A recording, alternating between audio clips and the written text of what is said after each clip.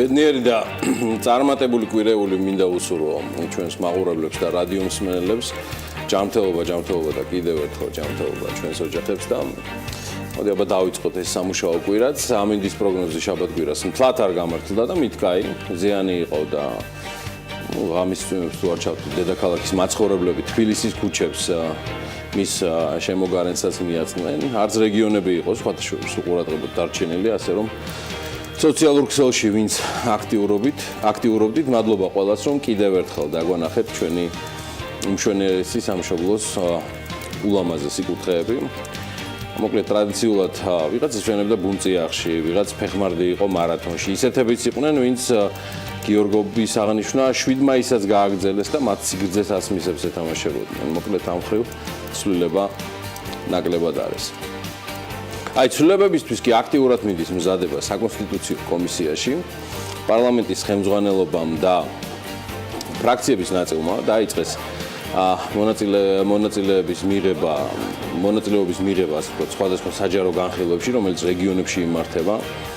ჩვენი ყურადღება კვლავ შეჩერდა იმ ფუძემდებლურ თემებზე, რომელიც კონსტიტუციაში გახლავთ გაწერილი, ეს იქნება თავისუფლების აქტის თუ სხვა კანონმდებლობით გათვალისწინებული დეტალები და მიუხედავად იმისა, რომ ეს საკითხი ერთგვარად გავლილი არის ბიზნეს საზოგადოებასთან, არასამთავრობო სექტორთან, ეკონომისტების წრეებთან, რომელთა ნაკლებობა არაერთხელ აღმინიშნავს საკონსტიტუციო კომისიის შემადგენლობაში აშკარაა. მოდი ვნახოთ პარლამენტის თავმჯდომარის გამოსვლის ამონარიდები ქუთაისის შეხვედრიდან, რომელიც ამ საკითხს მიეძღვნა.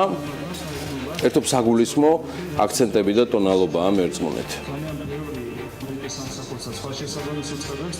ერთ-ერთი მთავარი ფუნქცია პარლამენტის და მთავრობის ტრადიციულად არის ბუნებრივია საბიუჯეტო და საგადასახადო საკითხების გადაწყვეტა. ამას ეწოდება საპარლამენტო სუვერენიტეტის პრინციპი მათ შორის, ანუ ეს არის ერთ-ერთი მთავარი ფუნქცია. ეს ფუნქცია ბუნებრივია იზღუდება ამ ჩანაწერით გამომდინარე იქიდან, რომ გადასახადებზე გადაწყვეტილებს იღებს 2010 წლის ცვლილების თანახმად არა პარლამენტი მთავრობასთან ერთად, არამედ ამ გადაწყვეტილებას იღებს უკვე ხალხი რეფერენდუმზე. არავინ დააობს, რომ ეს ნორმა, რომელიც 2010 წელს გაიწერა, ართმევს პარლამენტს ამ უფლებებს. დავით კარგი, რადგან არც ერთ პარლამენტს ბოლო წლებში განსაკუთრებით არ დაუმტკიცებია რაიმე რეფორმისტული მიდგომები და ეს თვით შეზღუდვა არის სწორედ ის უმთავრესი მონაპოვარი, რომელიც წლების განმავლობაში ჩვენს ქვეყანას მეტად მიმზიდველს და რაც თავარია გამორჩეულს გახდის სხვებთან შედარებით. და თუ ხალხი ამ ყველაფრის განსაზღვრელი, მოდით მათვე დავეკითხოთ, ჯობს ეს ნორმა დარჩეს ასე, თუ შეიცვალოს როგორც დღევანდელი საპარლამენტო უმრავლესობის დიდ ნაწილს სურს. დიახ, ეს ასეა. ღიად და ხელის გულზეა ყველაფერი განწყობების და დამოკიდებულების ბიზნესის მიმართ და რომ არა ეს 2010 წლის დროინდელი თვითშეზღუდვა, დარწმუნებული ვარ, რომ მოყოლებული მიღების წლიდან, ანუ 2010-დან ვიდრე დღემდე, ბევრს ექნებოდა ცდუნება ბიუჯეტის შევსების საბაბით გაზრდილიყო ან შემოღებულიყო ახალი გადასახადები. ქონების ექსპროპრირება არ იყო ერთადერთი იმ წლების სიმახინჯე. ისევე როგორც რჩება რისკები, რომ EBRD-ის გადასახადი ან ეროვნული ბანკის მოსაკრებელი არ დააწესონ ჩვენმა კანონმდებლებმა.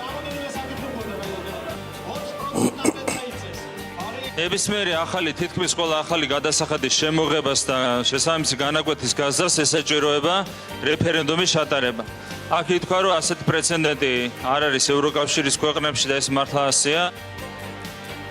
დიახ, ჩემი პოზიციაა, რომ თუ პარლამენტი ამ საკითხს დაუბრუნდება, ვკითხოთ ხალხს და ამ უმრჩეველმა მიიღოს თვითონ გადაწყვეტილება 2010 წლის ნორმა დარჩეს, როგორც არის თუ ხელისუფლებას დაუბრუნდეს. ეს დისკრეცია, რომელსაც სხვათა შორის შეუძლია განსაკუთრებულ შემთხვევაში გაზარდოს კიდეც გადასახადი, დაახლოებით 3 წლით, მაგრამ ხა ამ ნორმას ხო წაკითხვა და ცოდნა სჭირდება. ამიტომ პატიმრობო კანონმდებლობო, რომელთა უმრავლესობა არის არჩეული ერთი კაცის მიზეზით და მას ბიძინა ივანიშვილი ჰქვია და მეორე, ასევე უმრავლესობაში მყოფნი პოლიტიკური უმცირესობის სახით, ასევე ერთი კაცის, მიხეილ სააკაშვილის მიზეზით, რომ შეხედან პარლამენტში, თუ არ აპირებთ სრულად გამოიყენოთ არსებული კანონმდებლობა და მაინც გეგმავთ ამ საკითხზე მიბრუნებას განხილვისთვის, მარტივად და კანონით მიუდექით. ჩატარდეს რეფერენდუმი და ამ მრჩეველმა განსაზღვროს სურთ თუ არა იცხოვროს ქვეყანაში, სადაც გადასახადების გაზრდა შესაძლებელია მსგავსად სხვა ქვეყნებისა, მათ შორის ევროკავშირისა. აქ შვეიცარიის არგუმენტის მოყვანა ჩემთვის უადგილოა, ისინი ლამის ამინდის პროგნოზებს რეფერენდუმს აცხადებენ. აი გადასახადები და თავისუფლების აქტი კი მნიშვნელოვანია. და მოდი გავიგონოთ ხალხის ხმა და ვიდრე მათ ხმას გავიგებთ, მოდი კიდევ ერთ საინტერესო ამონარიც მივაყურადოთ ირაკლი კობახიძის გამოსვლიდან. ამ ჩანაწერის ამოღება, ოპონენტების მოსაზრების თანახმად შეიძლება უარყოფითად აისახოს მაგალითად ინვესტორების განწყობაზე. მათ შეიძლება აღიქვან როგორც ერთგვარი ტენდენცია გადასახადის გაზრდისკენ, ძირითადად ამ არგუმენტებით საუბრობდნენ ოპონენტები. ისა მე მოვადეთ ბატონ თავმჯდომარე, მაგრამ და ოპონენტები რისი? თქვენი საპარლამენტო უმრავლესობის თუ ვისი?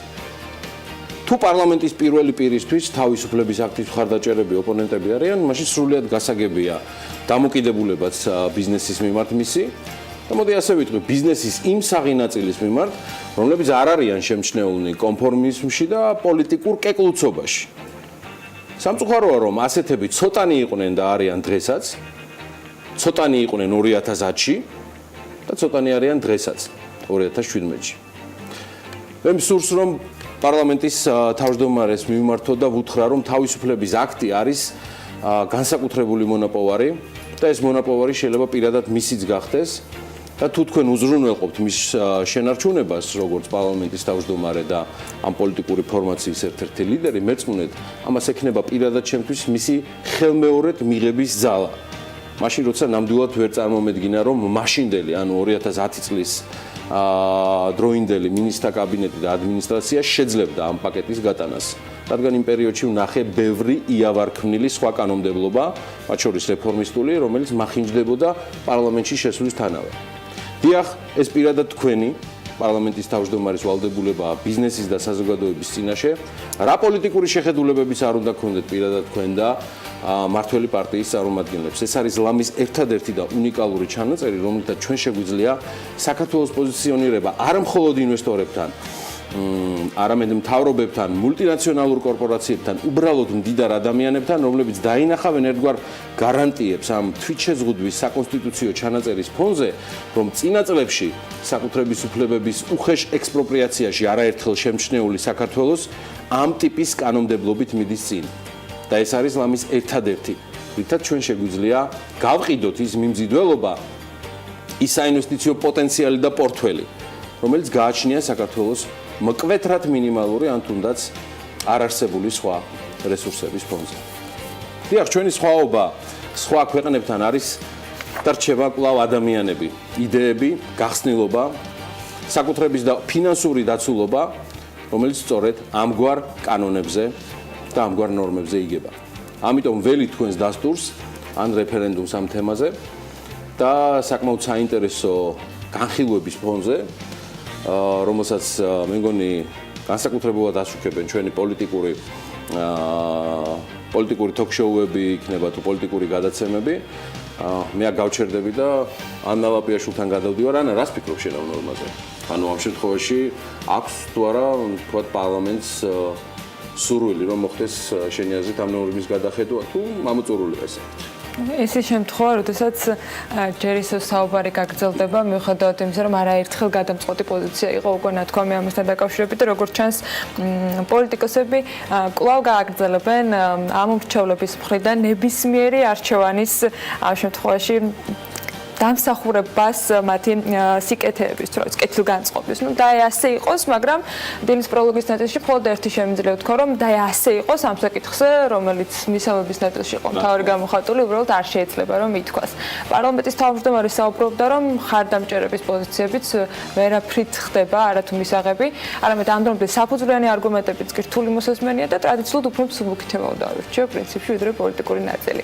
და სხვათა შორის მელოდიურიც. მაკარტნი ამბობდა, რომ სიმღერის იდეა დაებადა, როდესაც რთულ პერიოდში ალბომზე ბიტლზე მუშაობდა, როდესაც სიზმარში დედა ნახა და მაგარტნი ხსნიდა, რომ დედამისი იქცა ამ სიმღერის Mother Mary-ს გავლენად. მოგვიანებით მან დაამატა, რომ რა კარგი იყო, რომ კვლავ ვეწვიე, თავი ბედნიერად მიმაჩნდა იმ სიზმრის ხილვის გამო. Let it be, სწორედ მაშინ დაიწერა ეს სიმღერა და მოგვიანებით ის ინტერვიუში აღნიშნავდა იმასაც, რომ სწორედ დედა მიმართა ასე. ყველაფერი კარგად იქნება, უბრალოდ ასე იყოს.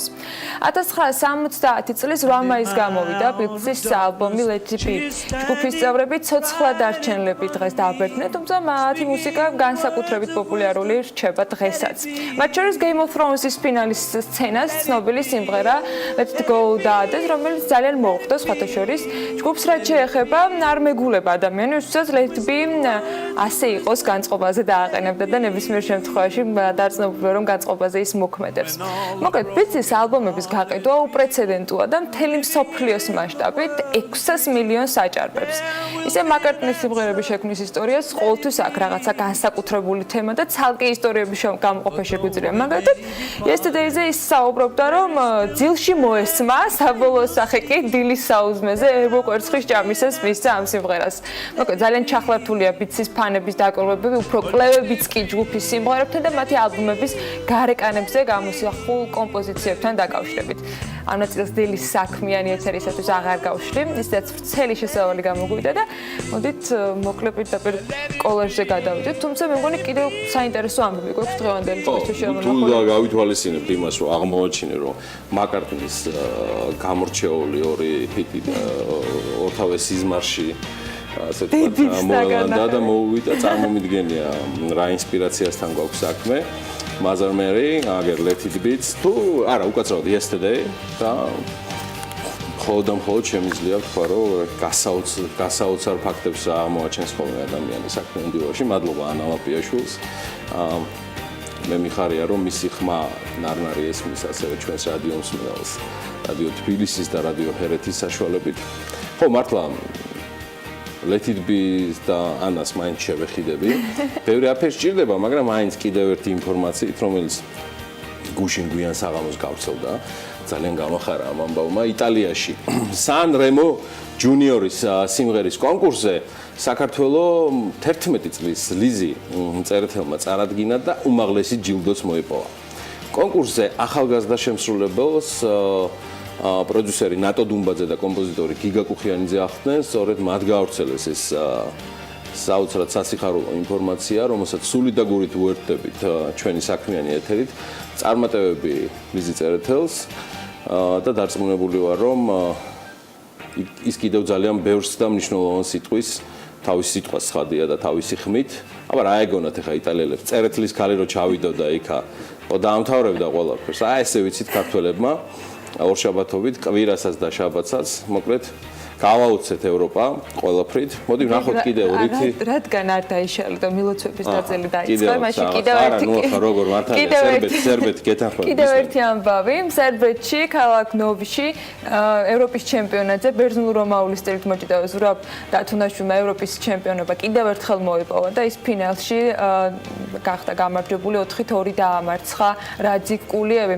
ის უკვე ევროპის ჩემპიონი მეორედ გახდა და თანაც ზედიზე, წინა წელს მან 75 კილოგრამ კატეგორიაში გაიმარჯვა და წელს კი მისი ასპარეზობის წარმატება 80 კილოგრამ კატეგორიაში იყო, მოკლედ წარმატებებს და მოუწევთ გამარჯვებას. ესეც ასე. მე მგონი დროა კოლაჟი ვნახოთ კალენდრის. დროა კოლაჟსაც გადავხედეთ. 1945 წლის 8 მაისს შუაღამისას საბჭოთა ჯარების მიერ დაკავებული კალჰოსტის გარეუბანში გერმანიის უმაღლესი მთავარსარდლობის წარმომადგენლებმა ხელი მოაწერეს აქტს ფაშისტური გერმანიის შეიარაღებული ძალების უსიტყვო კაპიტულაციის შესახებ. დოკუმენტს ხელი მოეწერა ამერიკის შეერთებული შტატების, დიდი ბრიტანეთის, საფრანგეთისა და საბჭოთა კავშირის წარმომადგენლებთან ერთად. კაპიტულაციის ტექსტში ნათქვამი იყო: გერმანიის შეიარაღებული ძალები უსიტყვოდ ნებდებიან გამარჯვებულებს. ხვალ 8 მაისს 23 საათსა და 1 წუთზე შეწყვეტილი იქნება ყოველგვარი მტრული მოქმედება. 1945 წლის 8 მაისს ვერმახტის კაპიტულაციის შემდეგ ევროპაში მეორე მსოფლიო ომი დასრულდა. გერმანიის კაპიტულაცია ძალაში ოფიციალურად 9 მაისს შევიდა. მეორე მსოფლიო ომში გამარჯვების დღე საფრანგეთში და ევროპის სხვა ქვეყნებში სწორედ 8 მაისს აღინიშნება. კომპანია Coca-Cola-ს ისტორია 1886 წლის 8 მაისს ამერიკის პატარა ქალაქ ატლანტაში იწყება. სასმელი შეიქმნა მოყვარული ქიმიკოსის ჯონ პემბერტონის მიერ საკუთარი სახლის ეზოში. გადმოცემით, სწორედ 8 მაისს მოხარშა ჯონმა ახალი სიროფი და თავისი აღმოჩენის გასაცნობად მეგობარს დაუძახა. მან მოუგონა მოგვიანებით ახალსასმელს სახელიც და ლოგოც. ბუღალტერს ლამაზი კალიგრაფია ჰქონდა და საკუთარი გემოვნებით გამოყვანილი ასოებით დაწერა სიტყვა Coca-Cola. ის დღემდე Coca-Cola-ს ლოგოტიპია. ინგლისური როკ ჯგუფ Beatles-ის უკანასკნელი სტუდიური ალბომი Let It Be 1970 წლის 8 მაისს გამოვიდა. ალბომი გამოიცა ჯგუფის დაშლის შემდეგ. ქრონოლოგიურად ეს არ იყო უკანასკნელი ჩანაწერი ალბომი, რადგან მის შემდეგ ჩაიწერა Abbey Road, თუმცა ის უფრო ადრე გამოვიდა. ბოლო ალბომის ჩაწერისას ლენონს უკვე ჰქონდა ნათქვამი, რომ მიდის ჯგუფიდან, მაგრამ პრესისათვის განცხადება არ გაკეთებულა. ჯგუფის უკანასკნელი ახალი სიმღერა ეკუთვნოდა ჰარისონს და ისიც შევიდა ალბომში სახელწოდებით Let It Be. კიდევ ორჯერ გეუდებათ საინტერესო კოლაჟები დღევანდელი დღის მნიშვნელოვანი ამბებით. ახლა კი დრო არის, რომ უკვე ჩვენს დღევანდელ განრიგს გადავხედოთ. რითი არის გამორჩეული შებათი დღე ვისველოდებით, ვინ იქნებიან ჩვენი სტუმრები და ვინ იწყებს საქმიანი დილას.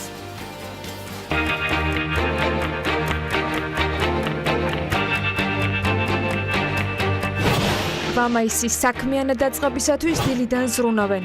ოლქუქის თანადამფუძნებელი ლუკა კილასონია და გიორგი კობაიძე. დავით ბაქრაძე საქართველოს ელჩი ამერიკის შეერთებულ შტატებში. ვითების მსხურებას უთმობთ ორშაბათის რუბრიკას, რომელსაც მედიის განვითარების ფონდთან და აღმოსავლეთ-დასავლეთ მართვის ინსტიტუტის ექსესის პროექტის ფარგლებში ვამზადებთ. დალი ხომერიკი საერთაშორისო განათლების ცენტრის ამერიკული საგანმანათლებლო ქსელის კონსულტანტი იქნება ჩვენი სტუმარი. მას პინძლობთ ჯიმ შერჩხაიძე ასკანელი ძმების დამფუძნებელს, ნიკა ქარდავა პროფერტი ჯორჯიაჯის დამფუძნებელი და მმართველი ზვიად არჩვაძეს და მოუკიდებელ კონსულტანტს უმასპინძლებს. დილა უნდა იყოს საქმიანი და რა თქმა უნდა TV პირველზე. დილა რა თქმა უნდა საქმიანია, ეს ყველაფერი ხდება TV პირველზე, გვისმენთ რადიო ჰერეთის და რადიო თბილისის საშუალებით, FM 102 და 8 და 93 და 5.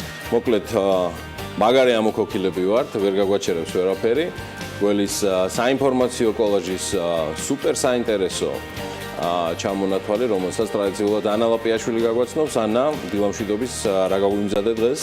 სანამ ბიზნეს და ეკონომიკის სიახლეებზე გადავალ და დარწმუნებული ვარ, მენდობით რომ საინტერესო ჩამონათვალი იქნება, ბოლო სიახლეები უნდა გაგაცნოთ საფრანგეთის საპრეზიდენტო არჩევნებიდან, რომელიც მათ შორის ეკონომიკაზე განსაკუთრებულ გავლენას მოახდენს და ვალუტის კურსთან დაკავშირებითაც იქნება ამასთან დაკავშირებით რეპლიკები. ფრანგულმა ტელეარხებმა ფრანსორმა ჩაატარა მეორე ტურში ემანუელ მაკრონის საპრეზიდენტო არჩევნების შედეგების გამოცხადებისათვის პირველი ეგზიტ პოლები და 65.1% მიიღო მაკრონმა, როგორც ისინი ამბობენ. ხოლო მარინ ლეპენმა 34.9%-ის მხარდაჭერა დაიმსახურა არჩევნებზე მისული ფრანგი მოსახლეობის. დაახლოებით იგივე შედეგი იყო მეორე ფრანგული ტელეარხის BFM-ის ეგზიტ პოლების მხრიდანაც გამოცხადებული. წინასწარი შედეგების გამოქვეყნება მართალია მთელი ღამის განმავლობაში გრძელდებოდა, მაგრამ მსოფლიო მედიის წარმომადგენლებმა მაკრონი გამარჯვებულად უკვე დაასახელეს, საქართველოს პრეზიდენტმა უკვე მიულოცა მას გამარჯვება და მათ შორის დონალდ ტრამპის ტვიტიც ვნახე მაკრონის გამარჯვების მილოცვასთან დაკავშირებით. მე მგონია, იცი რა შტაბ-შტილება დამჭა გუშინ საღამოს, რომ ემანუელ მაკრონის გამარჯვება, ემანუელ მაკრონზე საკმაოდ ბევრი ვისაუბრეთ, ანა ჩვენ ჯერ კიდევ პირველი ტურის ბოლოს, გუშინ ისეთი განხილვა იყო სოციალურ ქსელში განსაკუთრებით, რომ მეგონი თემა აღარ დარჩა, სრულად ლეგალიზებულია და მან უკვე განაცხადიც კი გააკეთა თუ რას აპირებს ახვალიდან ამ სიტყვის პირდაპირ მნიშვნელობით რომ გადაიშლება ახალი სხვაობამდე დიდი იყო, რომ მე მგონი დამაჯერებელი არის ნებისმიერ შემთხვევაში ის პროგნოზები, რომელიც მათ შორის მედიას საშუალებებმა გაავრცელეს.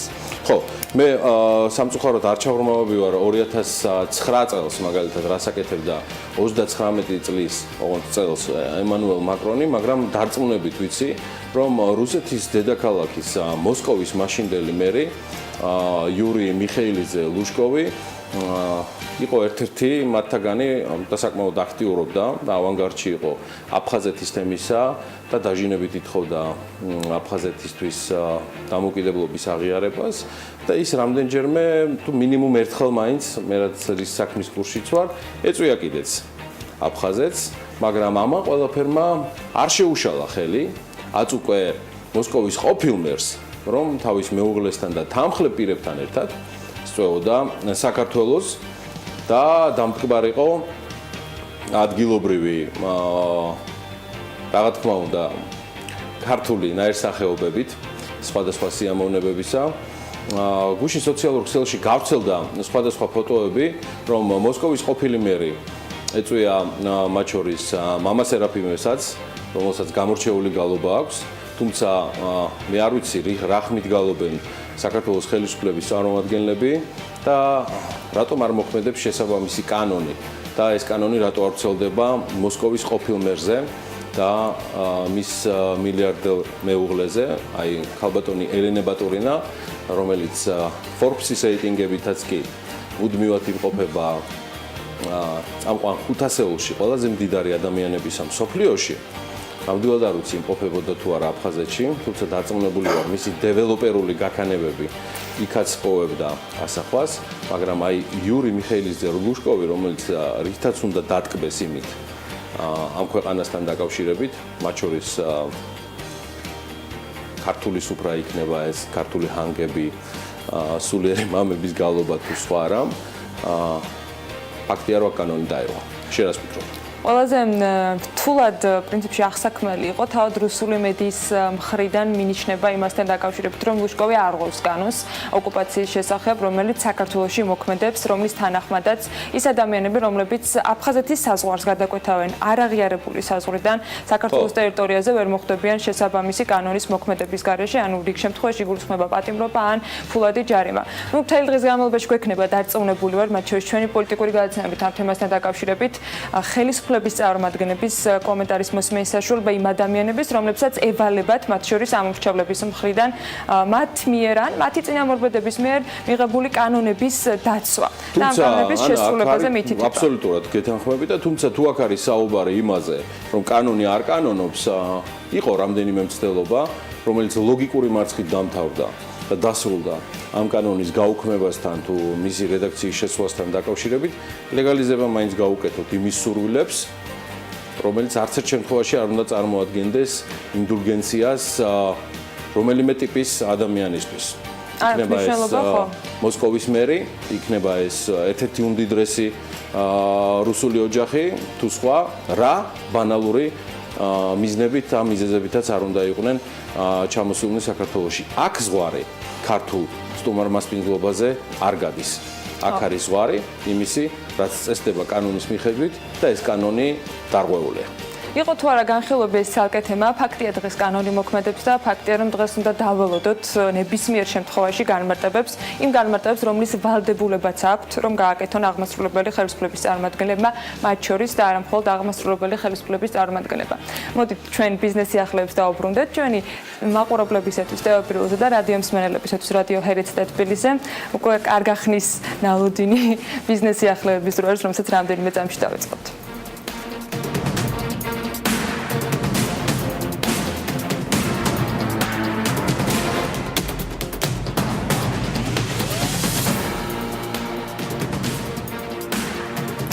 თბილისის გენერალური განვითარების გეგმა საკრებულოში დასამტკიცებლად სექტემბერში უნდა შევიდეს. დედაქალაქის მერის განცხადებით, თბილისის მერიისათვის ამ გეგმის ჩაბარება სამუშაო ჯგუფის მხრიდან 2-3 კვირაში მოხდება, რის შემდეგაც უკვე ზაფხულის განმავლობაში მისი სახალხო განხილვებია დაგეგმილი.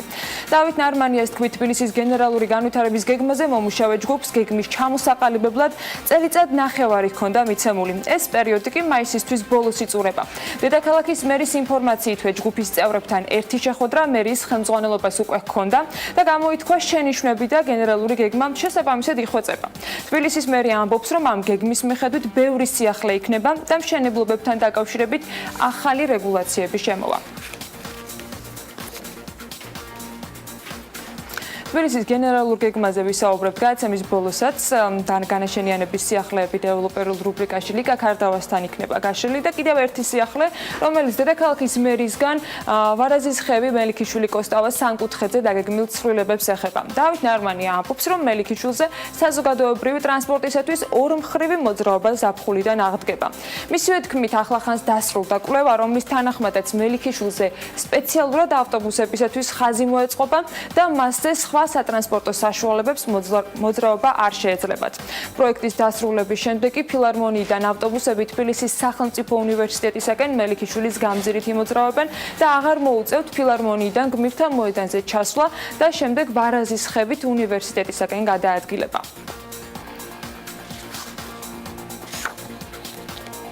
გადაიღეს საქართველოში პროგრამის ფარგლებში, რომელსაც ეკონომიკისა და მდგრადი განვითარების სამინისტროს აწარმოეს საქართველოში პროგრამა ახორციელებს საპროდიუსერო კომპანიას Geostar Enterprise ქეშრებით მექანიზმის საშუალებით საქართველოში კინოგადაღებისათვის დახარჯული კვალიფიციური ხარჯების 20% აუნაზღაურდა. ინდური მძაფრსიუჟეტიანი მხატვრული ფილმის გარუდა ვეგას გადაღებები გასული წლის შემოდგომის პერიოდში საქართველოს სხვადასხვა რეგიონში, მათ შორის ბორჯომში, კახეთში, ჭიათურაში, თუმცა და თბილისში ერთი თვის განმავლობაში მიმდინარეობდა და გადაღებების მსვლელობისას 20 ადგილობრივი მსახიობი იყო დასაქმებული. ჯამში დღეს ამ პროექტის შეჯამებისას შეგვიძლია ვთქვათ, რომ 5 პროექტის შედეგად ჯამში 7.310.000 ლარია დახარჯული და ადგილობრივად სულ დასაქმებული იყო 650 ადამიანი.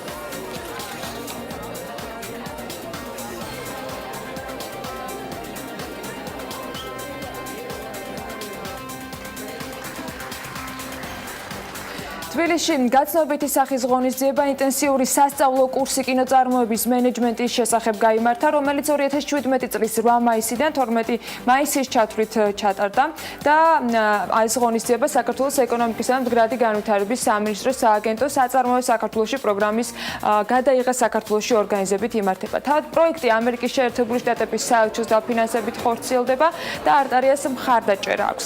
სასწავლო კურსის ფარგლებში კი ამერიკული კინოსტანდარტების შესაბამისად გადამზადდებიან ქართველი კინოწარმოების მენეჯერები. თავად კურსს მოწვეული ამერიკელი კინოწარმოების მენეჯერი რებეკა რიბო გაუძღვება. აწარმოე საქართველოში პროგრამის ფარგლებში ხორციელდება კინოინდუსტრიის მხარდამჭერი კომპონენტი გადაიღეს საქართველოში, რომელიც გულისხმობს საქართველოს როგორც ლოკაციის პოპულარიზაციას მსოფლიო მასშტაბით. ჩვენ ვახორციელებთ 20-დან 25%-მდე ავტორიზებული ხარჯების ანაზღაურებას და მიუხედავად იმისა, რომ პროექტი არც თუ ისე დიდი ხანია, რაც დაიწყო, გვაქვს პოზიტიური შედეგები, 5 ფილმია უკვე გადაღებული საქართველოში. ამერიკის საელჩომ პროგრამისთვის გადაიღეს საქართველოში, რომელიც ხორციელდება ეკონომიკის და მდგრადი განვითარების სამინისტროს ორგანიზებით გამოყო პროდიუსერი რებეკა რივა, რომელიც ჩაატარებს სხვადასხვა ვორქშოპებს ერთი კვირის განმავლობაში. მთავარი მიზანი ისაა, რომ ამერიკის საელჩო მხარს უჭერს საქართველოში ეკონომიკურ წინსვლას, რომლისკენაც ერთ-ერთი გზა არის განმოვითაროთ ქვეყანაში კინოინდუსტრია. ამიტომ ჩვენ გვსურს, რომ ჰოლივუდის ფილმები და გადაცემები იყოს გადაღებული საქართველოში, მაგრამ ამისთვის იმ ადამიანთა რაოდენობა, რომელიც დღეს კინოინდუსტრიაშია გაერთიანებული, უნდა იყოს კვალიფიცირებული. სწორედ ეს კურსი ემსახურება მათი კვალიფიკაციის ამაღლებას აღნიშნულ სფეროში. ეს არის 5-დღიანი კურსი, სადაც მე მეყოლება 3 ჯგუფი. მე ვისაუბრებ ისეთ ადამიანებზე, რომლებიც იღებენ მონაწილეობას ფილმის გადაღებაში. ასევე ისეთ საკითხებზე, როგორიცაა კინოინდუსტრიის ეკონომიკისა და დაგეგმვის დეპარტამენტი. განხილული იქნება ყველა იმ ადამიანის როლი, რომელიც აქტიურად არის ჩაბმული აღნიშნულ პროცესში. მიმდინარე წლის ზაფხულის სანავიგაციო სეზონის განმავლობაში ყაზახური ავიაკომპანია Scat Airlines ოპერირება საქართველოს სამივე საერთაშორისო აეროპორტის მიმართულებით განახორციელებს. ავიაკომპანია აქტაუდან ქუთაისის მიმართულებით რეგულარულ საჰაერო მიმოსვლას იწყებს. Scat Airlines რეგულარულ ფრენებს განაახლებს ასევე აქტაუ ბათუმის მიმართულებითაც და აქტაუ ქუთაისი აქტაუ Scat Airlines-ისათვის ახალ მიმართულებად იქნება დასახელებული. აქტაუ ბათუმი აქტაუ საჰაერო ხაზზე კი ოპერირება ყაზახურმა ავიაკომპანიამ გასულ წელს დაიწყო და ფრენებს ზაფხულის სანავიგაციო სეზონის ბოლომდე ასრულებდა.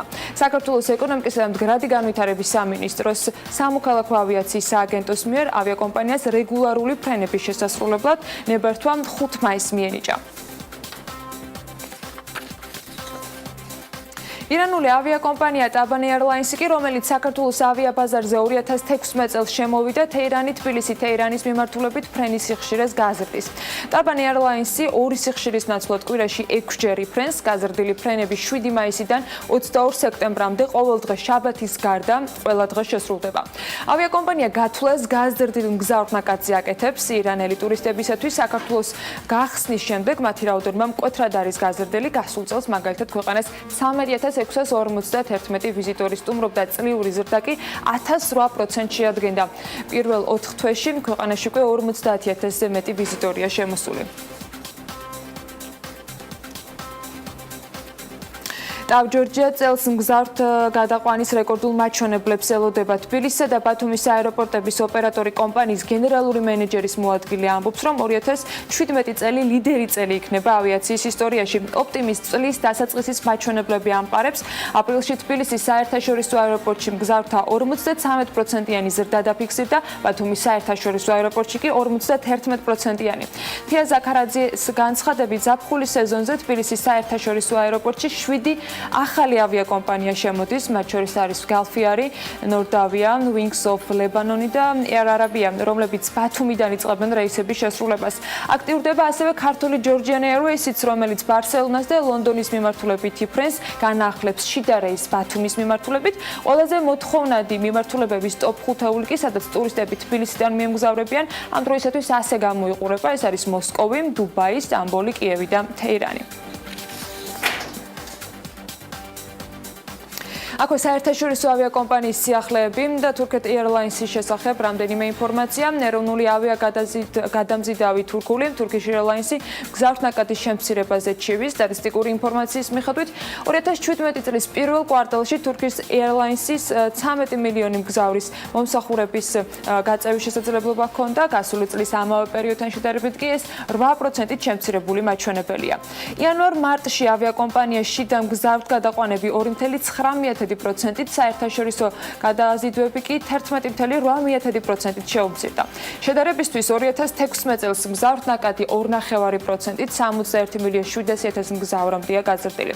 2016 წელს კი შიდა ტრაფიკი 3.7%-ით, ხოლო საერთაშორისო 1.7%-ით გაიზარდა. 2016 წელს Turkish Airlines-ის სუფთა ზარალმა 77 მილიონი დოლარი შეადგინა. ეს იმ ფონზე, როდესაც 2015 წელს ავიაკომპანიის მოგება 1.7 მილიონს გაუტოლდა. თელიანი ველი აქციების მორიგე ემისიას გეგმავს ნებართვის მისაღებად მენეჯმენტმა აქციონერებს ოფიციალურად მიმართა და კაპიტალის 120 მილიონი აქციით გაზრდა ითხოვა. თუ აქციონერები შეთავაზებას დათანხმდებიან, აქციების რაოდენობა 520 მილიონამდე გაიზრდება, კაპიტალი კი 5.2 მილიონამდე. თითო აქციის ნომინალური ღირებულება 0.1 ლარია, რაც თანხად განთავსდება, ეს ჯერ ცნობილი არ არის. წინა ემისიას თუ გავითვალისწინებთ, აქციები დაახლოებით 75,000 დოლარად განთავსდა, შედეგად აქციონერებმა კომპანიაში 13 მილიონი დოლარი შეიტანეს. თუ ამავე ფასად მოხდება აქციების შესყიდვა, ახალი ინვესტიცია დაახლოებით 7.8 მილიონი დოლარი იქნება.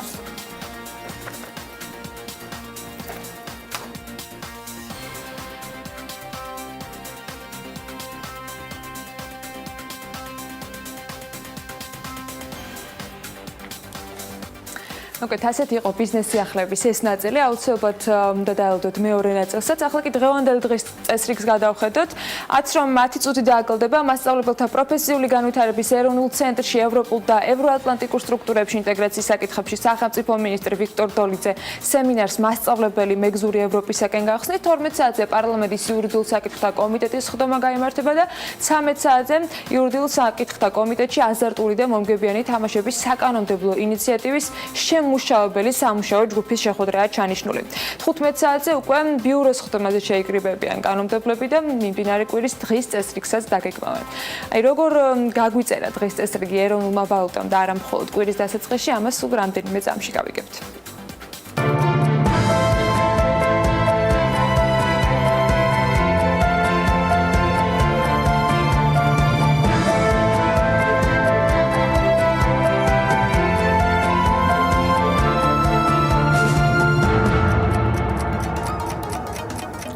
მოგესალმებით. ნახოთ ორშაბათის მონაგარი. 1 დოლარის ფასი 2 ლარსა და 44 თეთრს სულ ოდნავ ჩამოწდა, евро 2 ლარი და 67 თეთრი ღერს ეროვნული ბანკის მიერ ბოლო განახლებულ სიაში, თუმცა ბლუმბერგის ტერმინალზე ევროს ფასი ლარისთვის 2 ლარსა და 68 თეთრს აღწევს, ამიტომ მეტად გაძვირებას უნდა ველოდოთ დღეს.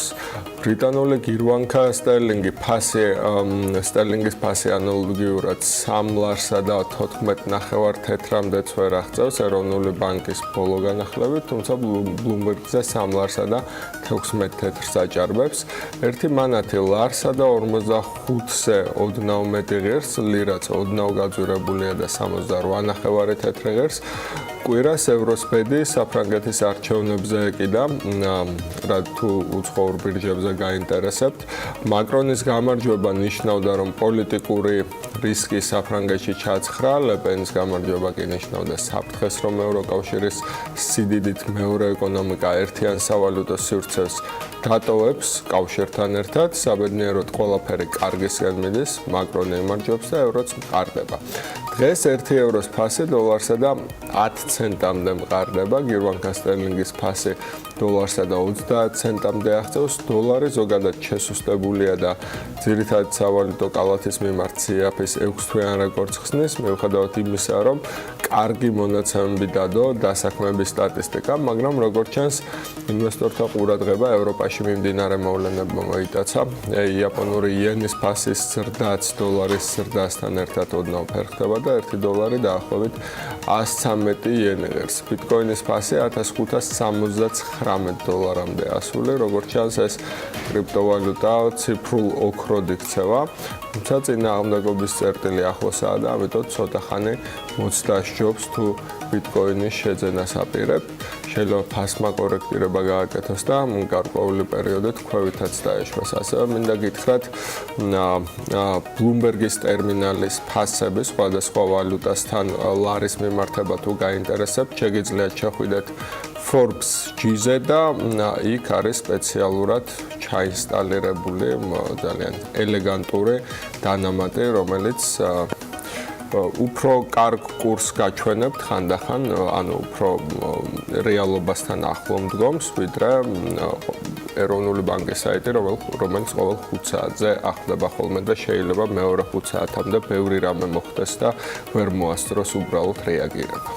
თუ გინდათ ნახოთ კარგი კურსი, სუპერ საინტერესო მიმდინარე ამბებით, ამ კვირაში ძალიან ბევრ სიახლეს გიმზადებ Forbes-ის კუთხით, გარდა იმისა, რომ დავაანონსებთ და პრინციპში უკვე წავიდა კიდეც თამბაში შემდეგი გამოცემა, რომელიც რამდენიმე დღეში გახდება საჯარო ჩვენი აურაცხელი მკითხველისთვის, მაგრამ ის რაც წამოიწყო შოთამ Forbes-ზე შესვლა და იქ სრულად განახლებული ინტერფეისის ნახვა მოგცემთ საშუალებას, რომ მართლაც რომ დატკბეთ კურსის მიმდინარე ცვლილებებით, ბლუმბერგის ლაივით და რაც თავარია Forbes-მა ერთგვარი სააგენტოც შექმნა, საინფორმაციო და ძალიან მნიშვნელოვანი ინფორმაციებს Forbes-ისთვის გამორჩეულს იგი ათავსებს სწორედ თავის ვებ გვერდზე. ახლა მივხვდი, რომ მართალია სოციოლოგ ქსელებში დავაფიქსირე ამასთან დაკავშირებით ჩემი პოზიცია, მაგრამ თქვენთვის არ მithkomთ, რომ ახალი ვებ გვერდი ძალიან მომწონს ჩვეულებრივი დიზაინით გამოირჩევა. და სანამ თქვენ წარმოდგენთ, დაგასწროთ და გეტყვით, რომ ახლა ამინდის დრო არის, რომელსაც გარემოს ეროვნული სააგენტო გვაწვდის და მათი ინფორმაციით საქართველოში ამიტი განპირობებული იქნება ამიერკავკასიის ჩრდილოეთიდან მოქმედი ცივი ჰაერის მასების და სამხრეთ რაიონებიდან გავრცელებული თბილი ჰაერის მასების ურთიერთქმედებით. შესაბამისად, მოსალოდნელია დრო გამოშვებით ღრუბლიანობის მომატება დღის პირველ ნახევარში უმეტეს, ხოლო მეორე ნახევარში მხოლოდ ზოგიერთ რაიონში ხანმოკლე წვიმა და თანაც ელჭექით. აღმოსავლეთ საქართველოში ზოგან შესაძლებელია სიტყვაც კი. ზოგან იქროლებს დასავლეთის მიმართულების ქარი და ზოგან არა. სოხუმში დღის პირველ ნახევარში ხანმოკლე წვიმა იქნება, ჰაერი კი 20 გრადუსამდე გათბება. ბათუმშიც დღის პირველ ნახევარში შესაძლოა არის, რომ მცირე წვიმა იყოს და 20 გრადუსი იქნება მაქსიმალური ტემპერატურა. აი ქობულეთში კი ნალექს არ ველოდებით, უმეტესად უნალექოთ ჩავრის დღე, თუმცა აქაც მაქსიმალური ტემპერატურა იქნება 20 გრადუსი. ქუთაისში 24 გრადუსი დაფიქსირდება, ზუგდიდში 24 გრადუსი იქნება ასევე, ოზურგეთში 25 გრადუსამდე გათბება ჰაერი. ონში ხანმოკლე წვიმას ველით და 22 გრადუსს, გორში 23 გრადუსს, აქაც მცირე წვიმიანობა, ცხინვალში 22 გრადუსი იქნება, მარნეულში 25 გრადუსამდე გათბება ჰაერი. ისევ როგორც რუსთავში. ახალციხეში კი 21 გრადუსი იქნება, ბორჯომში 22 გრადუსამდე გათბება დღის განმავლობაში ჰაერი. ჰაერი, ბაკურიანში მხოლოდ 18 გრადუსი არის მოსალოდნელი და ხანმოკლე წვიმაც. ისევ როგორც ახალ ქალაქში და აქაც მცირე ელჭექიც არის ნავარაუდევი. სტეფანწმინდაში დღის პირველ ნახევარში ხანმოკლე წვიმა და ელჭექი არის გამოცხადებული და 15 გრადუსი იქნება დღის განმავლობაში მაქსიმალური ტემპერატურა. თელავში 22 გრადუსამდე გათბება ჰაერი და რაც შეეხება დედაქალაქს, დრო გამოშვებით ღრუბლიანობის მატებას უნდა ველოდოთ თბილისში. დღის პირველ ნახევარში ხანმოკლე წვიმასაც იქროლებს დასავლეთის მიმართულების ქარი და დღის განმავლობაში მაქსიმუმ 24 გრადუსამდე გათბება ჰაერი. ჩვენ ერთადერთი რაც დაგვაუწყდა არის ის, რომ სულ რამდენიმე დღეში ჩვენს მიერ დაანონსებული თემაც შედგა. ჩვენს ახალ პარტნიორთან ერთად გვექნება პატივი ანა რომ წარვადგინოთ ამინდის პროგნოზი. ეს თუ რაღაც ხუთშაბათიდან იქნება, მანამდე ყველაფრის ტექნიკური მზადებაც მიდის. გელით ჩვენთან წამყვანების ძირითად ლოკაციაზე. კიდევ ერთხელ მივესალმებით ჩვენს ტელემაყურებელს და რადიო მსმენელს. გმადლობთ რომ აქტიურობთ სოციალურ ქსელში. გმადლობთ რომ გვიყურებთ ტელევიზორზე და გვისმენთ რადიო ჰერეთის და რადიო თბილისის საშუალებით. ჩვენთან ახლა რეკლამის დროა და სულ მალე უკვე დაგიბრუნდებით განახლებული ინფორმაციებით და სტუმრებით. დაბადროებით.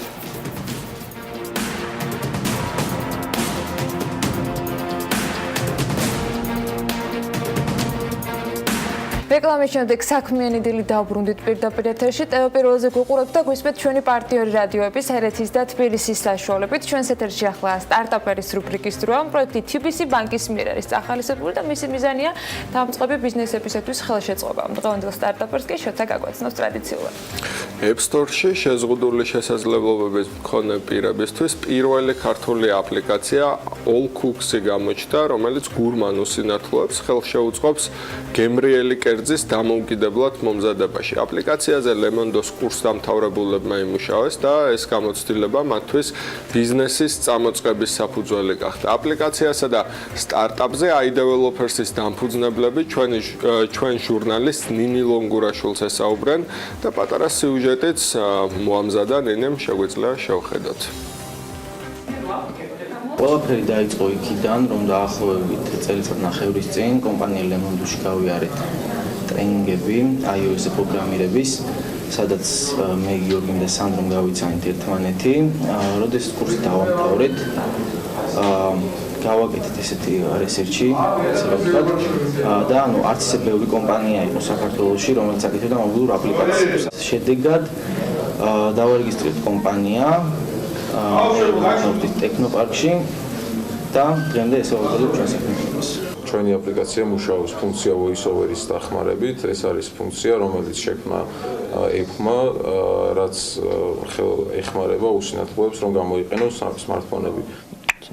კარტოფილის კატლეტი, ავოკადო კვერცხით, ლაზანია სოკოთი, ბადრიჯანი ყველით. უსინათლოა, როდესაც გახსნით აპლიკაციას, ხელის მოძრაობით გადადის შემდეგ ობიექტზე და ხმის მიხედვით არჩევს სად უნდა გაჩერდეს.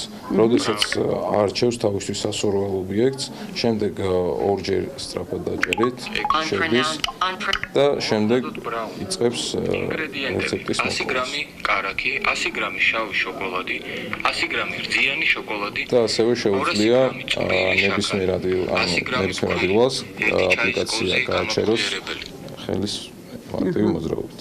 და ასევე გააგრძელოს. 30 გრამი კაკაო. მომზადების წესი. გავახუროთ ხუმელი 100. რამდენი ხანი მუშაობდით ამ თემაზე? ამ თემაზე დაახლოებით თვენახევარი მუშაობდით. შრომატევადი იყო ძალიან სამუშაო, მაგრამ წარმატებით დავამთავრეთ. ამ ეტაპზე როგორც ვიცი, მხოლოდ საკვებზე არის საუბარი, ხო? საკვების გაკეთება შეგიძლია ამ აპლიკაციით. კიდევ რაიმეს გეგმავთ სამომავლოდ? კიდევ შეგვიძლია უпростоრად ვაპირებთ, რომ აპლიკაციას დავუმატოთ ფუნქციონალი, მაგალითად უსინათლო, რომ შეიყვანოს ის ინგრედიენტები, რაც მას აქვს სახში და აპლიკაციამ თვითონ შესთავაზოს რამდენიმენაირი კერძი, რის გაკეთებაც შეუძლია. ის შედეგადაც აირჩევს და უკვე მოამზადებს მარტივად.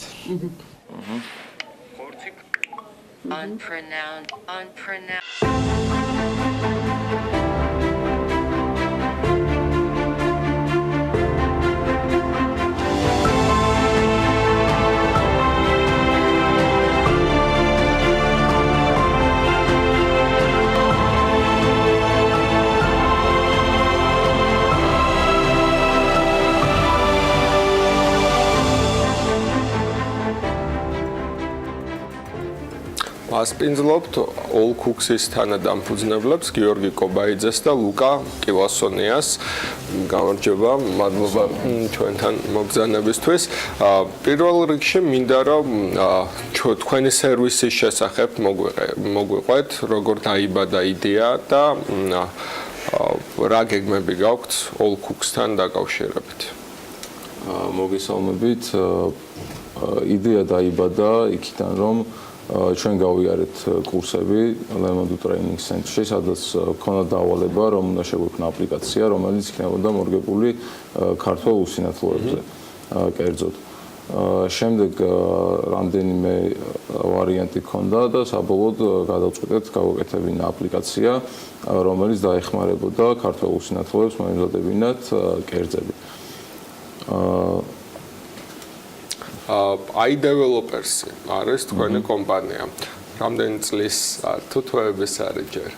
დაახლოებით 1 წელი გახდება უკვე რაც დავაარსეთ კომპანია და რა ვიცი, ამ 1 წლის მანძილზე უკვე 14 აპლიკაცია გვაქვს შექმნილი. რამდენიმე შეკვეთაც გავაკეთეთ და რა ვიცი, ნელა მივიწევთ წინ. 14 აპლიკაცია ეს საკუთარი თუ აი ეს შესრულებული. კი, შესრულებული არის უკვე დამთავრებულია, ანუ ამ 14-ში შედის რამდენიმე შეკვეთაც. All Cooks-ის აპლიკაცია, თქვენი საკუთარი აპლიკაცია, ამის მაგვარი გაქვთ რამე კიდევ თუ თქვენი ერთ-ერთი flagship-ია ჯერჯერობით? დიახ, ჯერჯერობით არ გვაქვს მსგავსი, მაგრამ ვაპირებთ იგივე თემას გავაკეთოთ. მოდით ვისაუბროთ თვითონ All Cooks-ზე და მისი, ასე ვთქვათ, scaling-ის გეგმაზე. როგორც ხვდები, ლოკალური მოხმარებისთვისაა ადაპტირებული. რა გეგმებია ამ მიმართულებით, აპირებთ თუ არა უცხოელი უსინათლოებისთვისაც ხელმისაწვდომი იყოს სხვადასხვა რეცეპტები, ამ შემთხვევაში ალბათ მოგიწევთ კერძების ბაზის გაზრდა და ახალ ენაზე შექმნა ინტერფეისის. აპირებთ გაქვთ თუ არა ეს გეგმაში, თუ აპირებთ რომ ლოკალურადაც დარჩეს? ჩვენ როდესაც შევქმნით ეს აპლიკაცია, მთავარი მიზანი იყო ის, რომ მორგებული ყოფილიყო ქართულ უსინათლოებზე, იმიტომ რომ უცხო ნებისმიერ ენაზე მორგებული არის ნებისმიერი აპლიკაცია, ამაზე თვითონ კომპანია იფრმა და Android-ის შემქმნელმა იზრუნა. ჩვენი მიზანი იყო შეგვექმნა აპლიკაცია, რომელიც უშუალოდ ქართულ უსინათლოებზე იქნებოდა მორგებული. რა სისტემაზე მუშაობს? iOS-ს და Android-ის მხარდაჭერაც აქვს თუ? ეს კონკრეტული აპლიკაცია არის მხოლოდ iOS-ისთვის. და მუშაობს ფუნქცია voice-over-ის დახმარებით, რომელიც უშუალოდ შექმნა კომპანია იფრმა უსინათლოებისთვის. როგორ დაახასიათებდით თქვენს, ასე ვთქვათ, ახალ apps? ეს არის სოციალური პასუხისმგებლობა, რომ შეგექმნათ რამე უსინათლოებისთვის დახმარებოდით ხალხს, ვისაც ჭირდება დახმარება, თუ გარდა ამისა დევს კომერციული კომპონენტიც და არსებობს მონეტარიზების გეგმა და ჩვეულებრივ ბიზნესად გსურთ ქცევა ამ წამოწყების. კონკრეტულად ეს აპლიკაცია არ არის გათვლილი მონეტიზაციაზე, რადგან უფასოა კი, რადგან ეს უფრო სოციალური თემა არის და უფრო შეზღუდული შესაძლებლობების პირებს ეხმარება. ჩვენ გვაქვს სხვა აპლიკაციები, რომელშიც გვაქვს ჩაშენებული მონეტარიზაციის სისტემა, ანუ რეკლამები, Google-ის რეკლამები, რომლითაც შემოდის რაღაცა კონკრეტული თანხა, მაგრამ ანუ კონკრეტულად ამ აპლიკაციაზე არ ვაპირებთ მსგავსი რაღაც გაკეთებას. კი ბატონო, iDevelopers-ის სამომავლო გეგმებზე მინდა მოვისმინო. როგორ ჯერ ზოგადად ეკოსისტემაზე, იმიტომ რომ ჩემ გარშემო ბევრი ადამიანი გაჩნდა, ვინც გააკეთა კომპანია, იღებს უცხოურ შეკვეთებს, ანუ რაღაც ნაწილს კოდის ავითარებს, საკმაოდ კარგი ანაზღაურებით, ახალგაზრდები და ქმნიან საკუთარ წამოწყებებსაც და დებენ თავის საქმიანობაში კომერციულ ინტერესს, რომელიც ხანდახან იმის წარმატება შეიძლება აღემატებოდეს თვითონ იმ კომპანიის წარმატებას, რომლის ეგიდითაც გააკეთეს ეს. ზოგადად ამ სტარტაპ ეკოსისტემაზე მინდა თქვენგან მოვისმინო თქვენეული შეფასება, იმიტომ რომ თქვენც ლემონდოს კურსდამთავრებულები ბრძანდებით და სწორედ იქ დაგებადათ იდეა, რომ შეგექმნათ კომპანია, რომელიც აი დღეს უკვე ქმნის apps, რომელიც უკეთესობისკენ ცვლის, ალბათ ქვეყანას ცოტათი, მაგრამ მაინც საჭიროა, რომ არსებობდეს შეზღუდული შესაძლებლობის მქონე პირებისთვის ადაპტირებული ტექნიკური გადაწყვეტილებები. ჩვენი გეგმებს რაც შეეხება, რა თქმა უნდა, ჩვენი მთავარი მიზანი არის, რომ უცხოურ ბაზარზე გავიდეთ, იმიტომ რომ საქართველოს ბაზარი საკმაოდ შეზღუდულია და ჯერ ვთვლი, რომ საქართველოს მზად არ არის ვთქვათ ამ სფეროს დიდად ვერ იყიდებს ფეხს.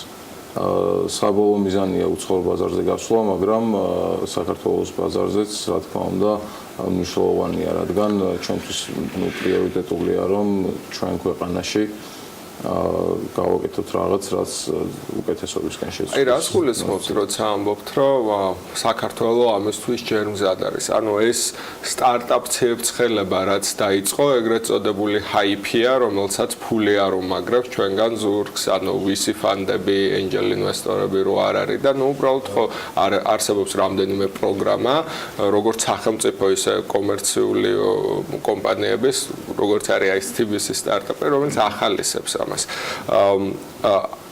გულისხმობთ, რომ ქვეყანა მზად არ არის, ანუ რეალურად ამ სერვისზე ისეთი მოთხოვნილება არ არის, იმიტომ რომ ქართული ბიზნესები ამჯობინებენ, რომ ქართული ბიზნესები არ ჭირდებათ ესეთი კარგი ტექნიკური მხარდაჭერა, რომ ამდენი რამე არსებობდეს. ეს სიტუაცია არის, ან კიდე დროის ფაქტორია, სანამ აქამდე ვალთ. ანუ ქართული ბიზნესები ვერ ხვდებიან მობილური აპლიკაციის საჭიროებას. და ანუ რაღაც სხვადასხვა ალტერნატივებს ამჯობინებენ. თვითონ თქვენ როგორ ამჩნევთ? ანუ სამხმარებლო ეს კომპანიების ბრალია რო ვერ ხვდებიან ამის აუცილებლობას თუ უბრალოდ სამხმარებლო ჩვევა არ არის გაჩენილი და ხალხი მაინც ვებზე არ მიდეწული. სამხმარებლო ჩვევა საკმაოდ არის უკვე გაჩენილი, თან ჩვენს თაობაში, რა ვიცი, ყველა იყენებს მობილურ აპლიკაციებს, უბრალოდ მგონია რომ ბიზნესმენები ვერ ხვდებიან რამდენად საჭირო არის აპლიკაცია და რამდენად გამოყენებადი შეიძლება იყოს ის მომხმარებლებისთვის. აი ჩვენი გადაცემა ერთ-ერთი გზაა რომ ადამიანები მიხვდეთ. აი ამ გადაჯერებულ ბაზარზე სადაც სტარტაპ ზოგადად დეველოპინგი არის ესეთი ჰაიპ. რა არის თქვენი კონკურენტული უპირატესობა? რამდენი ხართ კომპანიაში? და რა არის თქვენი ძლიერი მხარეები? კომპანიაში ვართ ამჟამად ვართ 5 ადამიანი. ჩვენი ძლიერი მხარე არის ხარისხი, იმიტომ რომ ყველა ძალიან მცირე დეტალსაც კი ყურადღებას ვაქცევთ და ასევე ფასი გვაქვს კონკურენტუნარია. უღრმესი მადლობა, წარმატებას გისურვებ, წარმატებას უსურვებ All Cooks, წარმატებას უსურვებ iDevelopers თქვენ კომპანიას და ზოგადად სტარტაპ ეკოსისტემას. მადლობა TBC-ს რომ ესეთ ამ პროექტის ფარგლებში მხარს უჭერს ამ ახალი მიმართულების განვითარებას. მადლობა თქვენ რომ გვესწრებთ.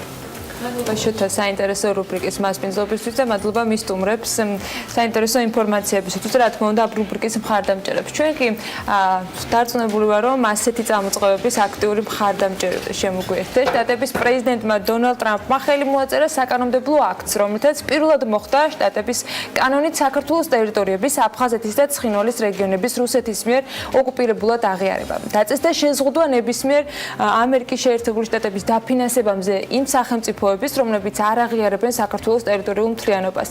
შტატებს წარმომადგენლებს საერთაშორისო ფინანსურ ინსტიტუტებში ასევე აეკრძალათ მხარდაჭერა იმ პროგრამების, რომელიც არღოს საქართველოს ტერიტორიულ მთლიანობას და სუვერენიტეტს. ასევე შტატების სახელმწიფო მდივანს დაევალა 90 დღის განმავლობაში კონგრესს მოახსენოს რუსეთის მიერ ოკუპაციის მიმართულებით განხორციელებული ქმედებების შესახებ. და აღმოსავლეთ პარტნიორების ქვეყნებს გამოეყოთ დამატებითი დახმარება რუსეთის აგრესიის გასამკლავებლად და ასოცირების და თავისუფალი სრული ვაჭრობის შეთანხმების ხელშესაწყობად. ეს სისტემები არის, რომელთან დაკავშირებითაც გასული კვირის განმავლობაში საკმაოდ აქტიურად საუბრობდნენ და ამ ყველაფერს ერთ კონკრეტულ სახელს დაგვარს უკავშირებდნენ, რა თქმა უნდა, გარდა მთელი გუნდისა. მე ერთი შემიძლია ვთქვა, რომ უბრალოდ ამაყივარ მეგობრით, რომლის როლი დაწვრილი ამ ყველაფერში უდაოდ მნიშვნელოვანია და ამ ყველაფრის მნიშვნელობაზე საუბარს დავით ბაქრაძესთან, საქართველოს ელჩთან ამერიკის შეერთებულ შტატებში ახლა პირდაპირ ეთერში განვაგზობთ საქმიან დილას. დავით ბაქრაძე უერთდება, მე მას მივესალმები დილა მშვიდობის საქართველო და საღამო მშვიდობის DC. გამარჯობათ, მოგესალმებით, გიორგი, ანა, შოთა, დილა მშვიდობის. ანა დაიწყებს რამდენიმე კითხვით და მე უკვე პირველ რიგში გუშინ სანამ ჯერ კიდევ საბოლოოდ დროს შევათანხმებდით თქვენი ჩართვის მოვიდა ბოლო მეილი, რომელიც პრემიერის ადმინისტრაციამ გაავრცელა, რომელიც უკავშირდებოდა მის შეერთებულ შტატებში ჩამოსვლას. ამ ვიზიტთან დაკავშირებით მინდა რომ გკითხოთ, რა იგეგმება, გიორგი კვირიკაშვილის გეგმები როგორი არის შტატებში?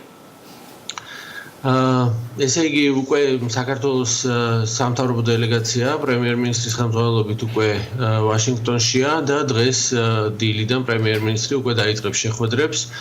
ორშაბათს, ანუ დღეს იგეგმება შეხვედრა თეთრ სახლში ვიცე-პრეზიდენტ მაიკ პენსთან, გაიმართება სამშაბათ შეხვედრა სახელმწიფო მდივანთან ტილერსონთან და ასევე ოთხშაბათს გაიმართება შეხვედრა კომერციის მდივანთან როსთან.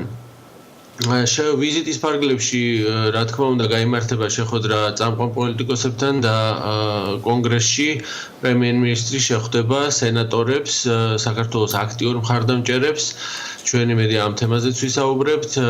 ეს ჩვენთვის კარგად ნაცნობი სენატორებია, იქნება ეს მაკეინი, მერფი, კარდინი, ჯონსონი და სხვები. და ვიზიტის ფარგლებში აუცილებლად რო დაეთმობა სამეცნიერო კვლევით ცენტრების წარმომადგენლებთან შეხვედრებს,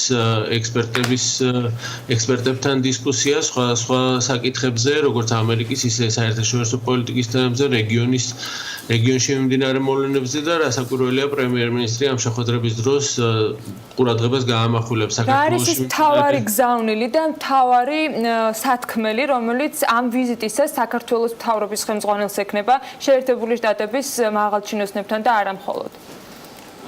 ესე იგი, ეს არის პრემიერ-მინისტრის პირველი ვიზიტი უკვე ახალი ადმინისტრაციის პირობებში. შეხვედრა ვიცე-პრეზიდენტ პენსთან მიუნხენის კონფერენციის ფარგლებშიც გაიმართა, თუმცა ეს იქნება უკვე ოფიციალური შეხვედრა, რომლის ფარგლებშიც განიხილება ყველა საკითხი, რაც ჩვენ გვაქვს ორმხრივ ფორმატში, აქ იგულისხმება რასაკვირველია თავდაცვისა და უსაფრთხოების სფეროები, იქნება საუბარი ეკონომიკისა და ვაჭრობის საკითხებზე, ძალიან ფართოა ის სპექტრი, რომელზეც ჩვენ ვისაუბრებთ, ტერიტორიული მთლიანობა ერთ-ერთი მნიშვნელოვანია და ჩვენ კიდევ ერთი დადასტურება აქტიური და ქმედითი მხარდაჭერის ამერიკის შეერთებული შტატების მხრიდან სწორედ მიმდინარე წინა კვირას ვიხილეთ და რასაკვირველია უსაფრთხოების სფეროები მნიშვნელოვანია. საქართველო არის აქტიური მხარდამჭერი საერთაშორისო ღონისძიებებისა და ასევე არის ევროატლანტიკური მისწრაფეების კუთხით ძალიან ასპირანტი ქვეყანა და აქედან გამომდინარე ველით ამერიკის შეერთებული შტატების ქმედით მხარდაჭერას ამ თვალსაზრისით რასაკვირველია ეს არასრული ჩამონათვალია იმ საკითხებისა, რაც განიხილება ვიზიტის დროს. რა უძღოდა წინ ჩემი აზრით კი არა და მამაში საზოგადოების მე მგონი ყველა წარმომადგენელი თანხმდება იმ უპრეცედენტო მხარდაჭერას, რომლის ლეგალიზება სწორედ გასულ თამითუის ტრამპისგან ამას ბევრი არ ელოდა საქართველოში მისი პოლიტიკიდან და განცხადებებიდან გამომდინარე. მე მგონი ჩვენი საქმიანი ეთერის ვაშინგტონში გათავსებული ჩვენი ქართველების გარდა ძირითადად ისინი საელჩოში არიან. მე მგონი ჩვენ ვიყავით ყველაზე მეტად ოპტიმისტურად განწყობილები, ან მოდი ესე ვთქვათ, რეალისტურად მის შესაძლო სიურპრიზებზე, მაგრამ ფაქტია, რომ ელჩი ამ შემთხვევაში საკმაოდ აქტიურია სოციალურ ქსელში, მაგრამ მე მინდა ბატონ დავით კითხო კიდევ ერთი ესეთი რა სამუშაოები უძღოდა ამას ყველაფერს, იმიტომ რომ ესეთი უპრეცედენტო მხარდაჭერა და მისი ლეგალიზება რაც მოხდა გასულ კვირაში მე მგონი არავის არ აქვს იმის ილუზია, რომ ეს ერთ დღეში ან რამდენიმე კვირაში ან თვეში არ ხდება. თუ შეიძლება რომ ძალიან მოკლედ გითხრათ ის წინა ჩატარებული სამუშაოები ხელისუფლების სხვადასხვა წარმომადგენლების მხრიდან.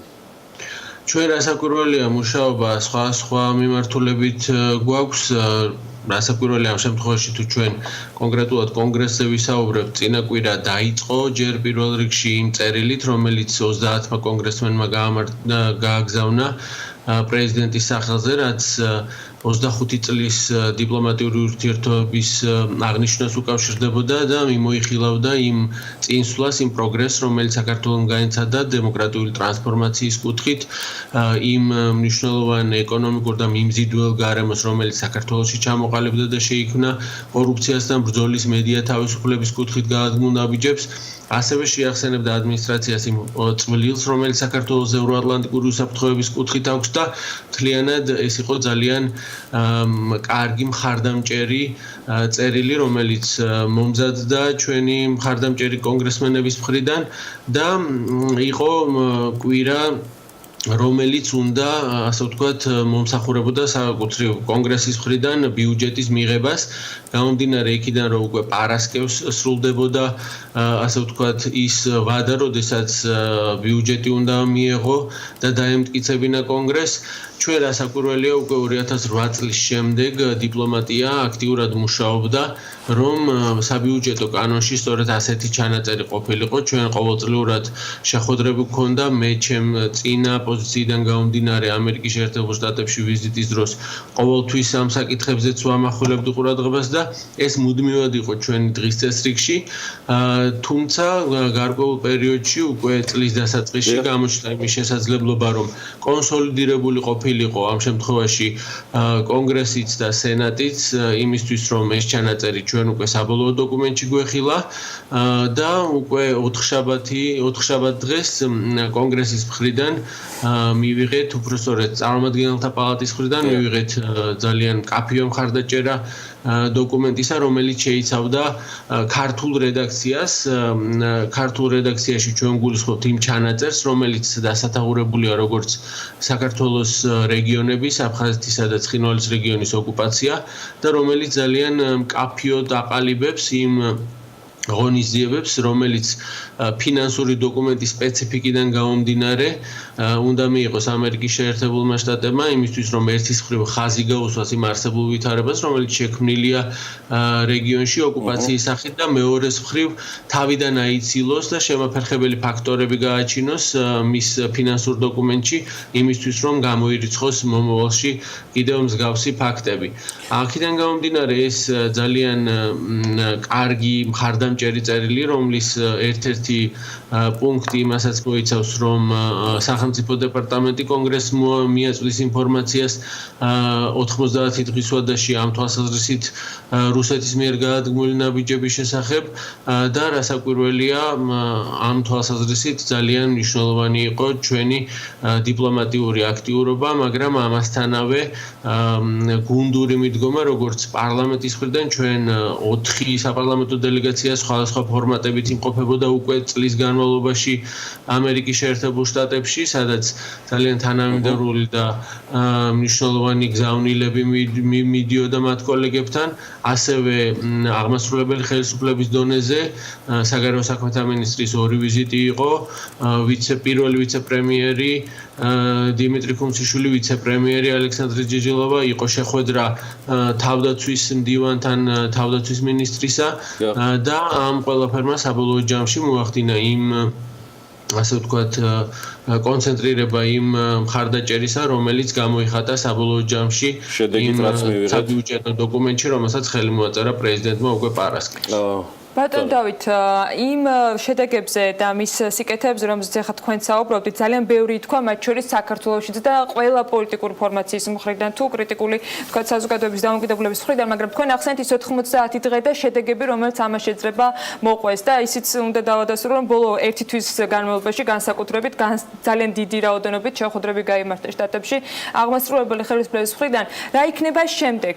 პრემიერის ვიზიტი იყო ამ თითქმის 1 თვიანი ვიზიტების დამაგურგვინებელი უკვე მიმდინარე კვირაში 90 დღის შემდეგ რას ველოდებით მუშაობა რაზე მიმდინარეობს ჩვენ ეს ერთი მნიშვნელოვანი მიმართულება იქნება, რომელშიც ჩვენ სახელმწიფო დეპარტამენტთან ერთად მივაწვით მათ პირველ რიგში ინფორმაციას არსებული მდგომარეობის შესახებ, რათა სრულყოფილი იყოს მათი მოხსენება, მაგრამ პარალელურად არის ბევრი მიმართულება, რაზეც ვაგრძელებთ მუშაობას, როგორც თავდაცვისა და უსაფრთხოების სფეროში თანამშრომლობის კუთხით, ჩვენ გვაქვს უკვე ხელმოწერილი მემორანდუმი, რომლის ფარგლებშიც მიმდინარე წლიდან დაწყებული 3 წლის განმავლობაში საქართველოს თავდაცვის გაძლიერების პროგრამა არის ამოქმედებული, რაც ძალიან მნიშვნელოვანია ჩვენი ქვეყნისთვის, ჩვენი სამხედრო შეიარაღებული ძალების განმტკიცებისთვის.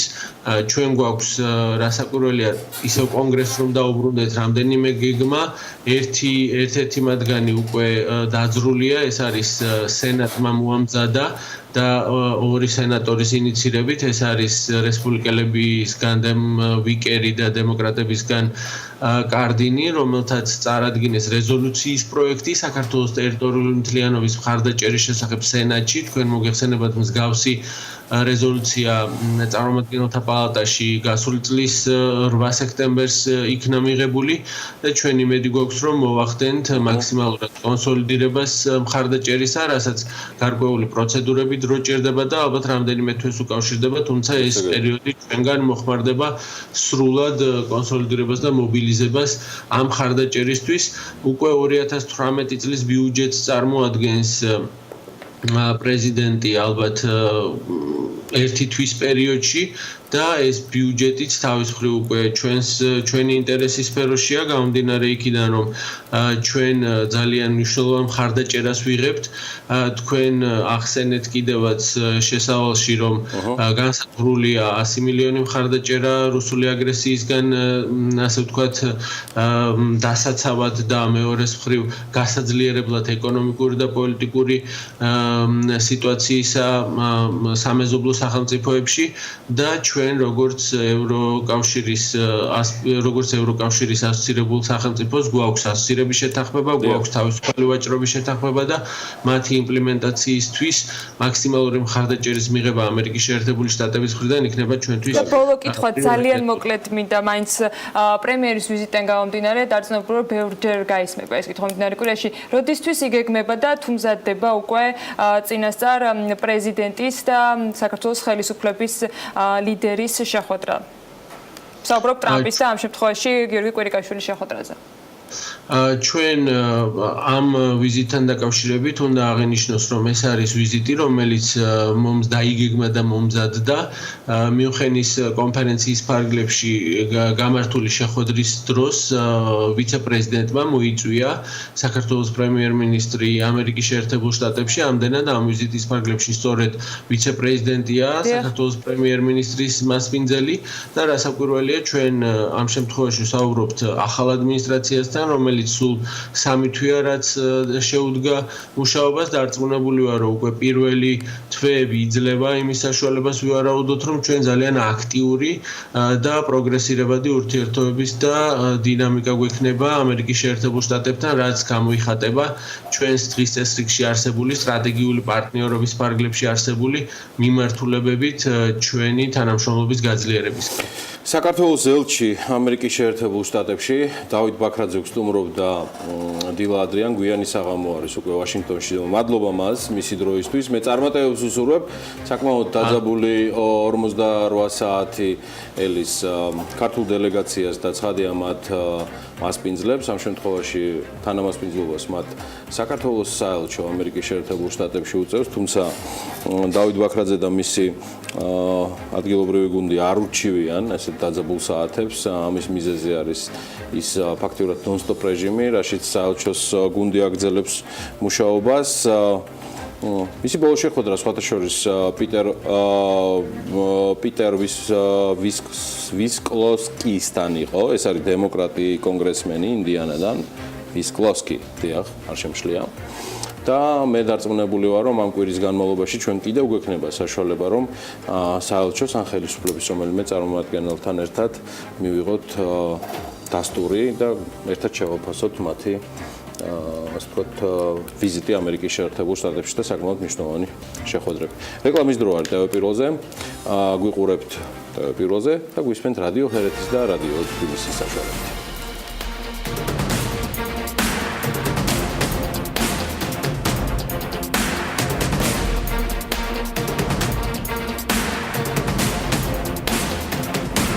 ბიზნეს სიახლეების მორიგი კოლეჯით ბრუნდებით საქმიანი დილის ეთერში. ეროვნული ბანკის პრეზიდენტი არ გამორიცხავს, რომ 2017 წლის ეკონომიკური ზრდის მაჩვენებელმა 4%-ს გადააჭარბოს.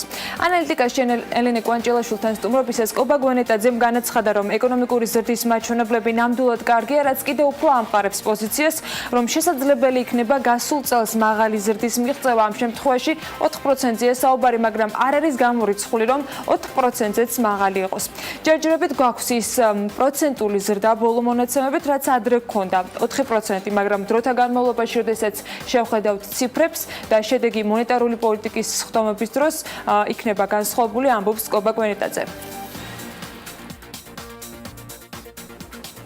ეროვნული ბანკის პრეზიდენტის სტუმრობა ანალიტიკას ეთერში ბევრ საინტერესო თემას მოიცადო და მის სრულად გაზიარებას ახლა ალბათ ვერ შევძლებთ, ვისაც არ გინახავთ, ჩვენი ვებგვერდის BMG-ს დახმარებით შეგიძლიათ ეთერის სრული ვერსია იხილოთ, თუმცა ვერ გამოვტოვებ გადაცემიდან იმ ჩანართს, რომელიც პარასკევ დილით საქმიანი დილაში პირველად გავრცელებული ამბის გამოხმაურება იყო. საკითხი ბანკებისათვის მინიმალური საწესდებო კაპიტალის გაზრდას უკავშირდება. ამაზე TBC ბანკის გენერალურმა დირექტორმა ვახტანგ ბუცხრიკიძემ პარასკევს ვეთქვა, რომ დღეს საქართველოში არსებული ბანკების რაოდენობა ბევრია და საშუალოვადიან პერიოდში მათი რაოდენობა შემცირდება.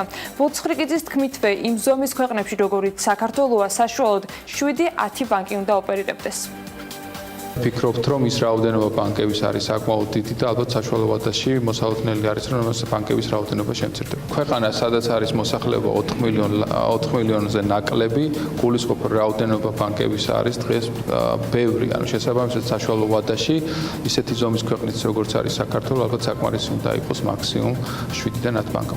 რაც შეეხება იმას, თუ ვთქვათ, რამდენი ბანკი იქნება, ამას დრო დაგვანახებს, არ უნდა ასე ვთქვათ, გავიქცეთ ძალიან წინ ამას დაკავშირებით, გარკვეულწილად შესაძლებელია და მიიღწევა ზომის ეფექტიც, მაშინ როდესაც არიან სხვილი ინსტიტუტები საბანკო სისტემაში, მაგრამ ის რომ არიან ორგანიზაციები და არიან ბანკები, რომლებიც თანაბარი ზომის არიან, თქვათ ზედა სეგმენტშიც და შუა სეგმენტშიც, განაპირობებს იმას, რომ მათ შორის არის კონკურენცია და ხდება საპროცენტო განაკვეთების შემცირება, რისი მოწმეც ვართ კიდევაც დღეს. ამ კომენტარის შემდეგ ისევ ეროვნული ბანკის პოზიციის მოსმენის საშუალება ელენე კვანჭელაშვილის ანალიტიკაში ჰქონდა. კობა გვენეტაძე ამბობს, რომ რამდენი ბანკი იქნება ამას დრო დაგვანახებს და არ უნდა გავიქცეთ ძალიან წინ. შეეხება იმას, თუ ვთქვათ, რამდენი ბანკი იქნება, ამას დრო დაგვანახებს, არ უნდა ასე ვთქვათ, გავიქცეთ ძალიან წინ ამასთან დაკავშირებით. გარკვეულწილად შესაძლებელია და მიიღწევა ზომის ეფექტიც, მაშინ როდესაც არიან სხვილი ინსტიტუტები. მოკლედ საინტერესო ეთერი იყო ნამდვილად და შეგვიძლია ვთქვათ ისიც, რომ აუცილებლად უნდა ნახოთ ელენე კვანჭელაშვილის ანალიტიკა გარდა ეროვნული ბანკის პრეზიდენტის განცხადებებისა საინტერესო ტენდენციების მიმოხილვასაც გაეცნობით. ლიტვის დედაქალაქ ვილნიუსში კი ბალტიისპირეთის ქვეყნების ყველაზე მასშტაბური ღვინის გამოფენა ღვინის დღეები ჩატარდა გასულ უქმეებზე, სადაც ღვინის ეროვნული სააგენტოს და ლიტვაში საქართველოს საელჩოს მხარდაჭერით ქართული ღვინის მწარმოებელი 7 კომპანია მონაწილეობდა. გამოფენის ფარგლებში სპეციალური დეგუსტაცია საქართველოს სამშობლო გაიმართა, რომელსაც ღვინის ეროვნული სააგენტოს თავმჯდომარის მრჩეველი გიორგი თევზაძე უძღვებოდა. პრეზენტაციაში ძირითადი აქცენტი ქართული მეღვინეობის უძველეს ტრადიციაზე, ქართული ჯიშების მრავალფეროვნებაზე, ღვინის დაყენების ქართულ მეთოდებზე და ქვევრის ღვინის დაყენების ქართულ ტრადიციულ მეთოდებზე გაკეთდა.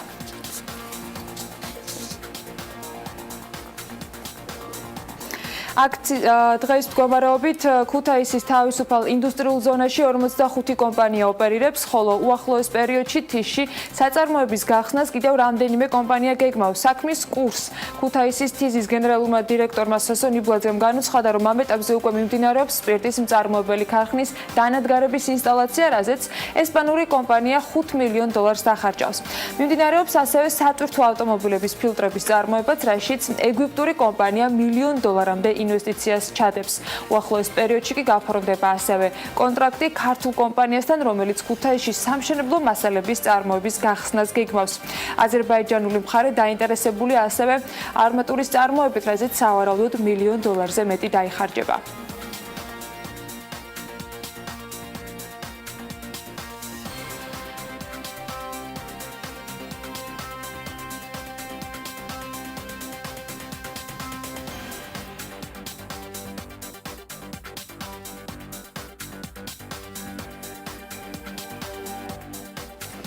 ბიზნეს სიახლეების შემდეგ სანამ შოთას დღის რიცხვს გავეცნობით, საკმაოდ საინტერესო სიუჟეტიც უნდა წარმოგიდგინოთ, რა ფერები, ტენდენციები და ტრენდები არის მიმდინარე წელს აქტუალური ვიზაჟის მიმართულებით. ამას საქართველოში ფრანგული კოსმეტიკური ბრენდი Make-up Atelier Paris-ი განახობს, რომელიც უკვე წლებია Mercedes-Benz Fashion Week-ის ოფიციალური პარტნიორია და წელსაც მოდელების ვიზაჟს და გრიმსაც თავად უზრუნველყოფს.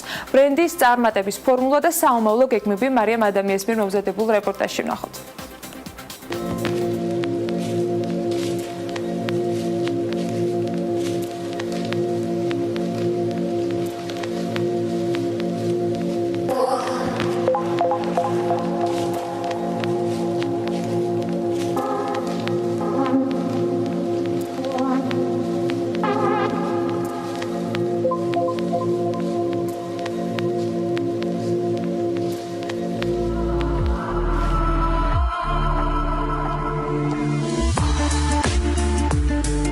თბილისის თანამედროვე ხელოვნების მუზეუმთან მოდის მოყვარულები იკრიბებიან.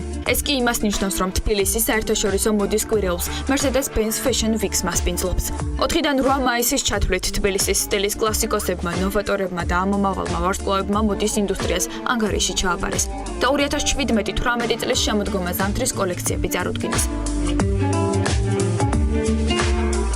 თუმცა გარდა ტანის ამოსისა კვირეულზე მოდის მოყვარულები იგებენ იმ ტენდენციების შესახებაც, რაც ვიზაჟის სფეროში 1 წლის განმავლობაში დარჩება. თბილისში კი ამას პროფესიონალური მაკიაჟის ფრანგული ბრენდის ოფიციალური წარმომადგენელი Make-up Atelier Paris განახობს, რომელიც უკვე წლებია Mercedes-Benz Fashion Week-ის ოფიციალური პარტნიორია. მნიშვნელოვანია, რომ ბექსტეიჯზე პედაგოგების ხელმძღვანელობით მაკიაჟს ქმნიან Make-up Atelier ჯორჯიას პრესტიჟული და განთქმული სკოლის ნიჭიერი კურსდამთავრებულებიც.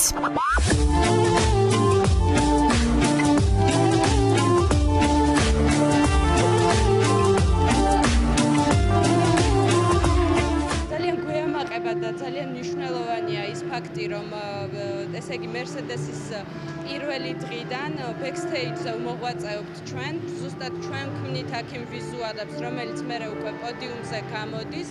აქ იქმნება ის ტენდენციები, ის აქტუალური ფერები, აქტუალური ვიზუალები, რომელიც უკვე მერე მთელი წლის განმავლობაში არ კარგავს აქტუალობას და backstage-ზე მუშაობენ ზუსტად ჩვენი სკოლის წარმატებული კურსდამთავრებულები.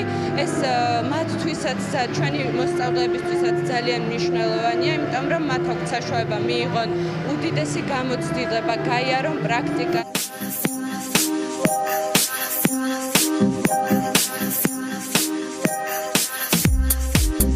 Make-up Atelier Paris ამბობენ, ეს არის პროფესიონალების მიერ პარიზში შექმნილი ბრენდი, რომელიც პროფესიონალებისთვის არის განკუთვნილი. ცნობილი და წამყვანი ვიზაჟისტები სწორედ Make-up Atelier Paris სკოლებში იწყებენ მოღვაწეობას და შემდეგ უკვე იმკვიდრებენ თავს, როგორც საქართველოში, ასევე საერთაშორისო ბაზარზე. Make-up Atelier ჯორჯიას მიზანია საქართველოში ვიზაჟისტების პროფესიონალური განვითარება და მაღალხარისხიანი კოსმეტიკის გამოყენების ტენდენციების დანერგვა. როგორც თავად კომპანიის წარმომადგენლები აღნიშნავენ, ბრენდი ვიზაჟისტებს შესაძლებლობას აძლევს აიმაღლონ კვალიფიკაცია და იყვნენ ინფორმირებულნი უახლესი ტენდენციების შესახებ.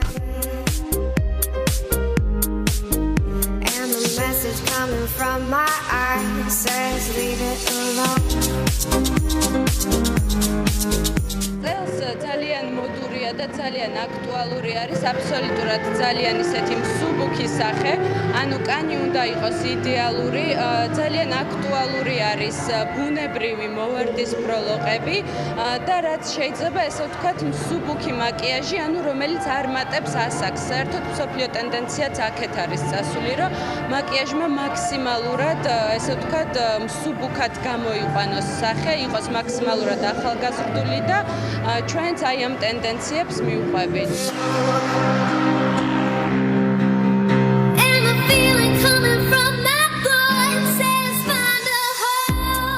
წელში პოდიუმი უკვე გაიხსნა. მოდელების მაკიაჟიდან ჩანს და მისი შემქმნელები წადასტურებენ, რომ წელს ტრენდული მსუბუქი მაკიაჟია ბუნებრივი მოვარდის ფროტონალობებითა და სველი ეფექტებით. ბაიერებმა, მოდის კრიტიკოსებმა და ან უბრალოდ მოდის მოყორულებმა კი უკვე კარგად იციან, რა ფერები, ტენდენციები და ტრენდები იქნება მოდაში შემდეგი 1 წლის განმავლობაში.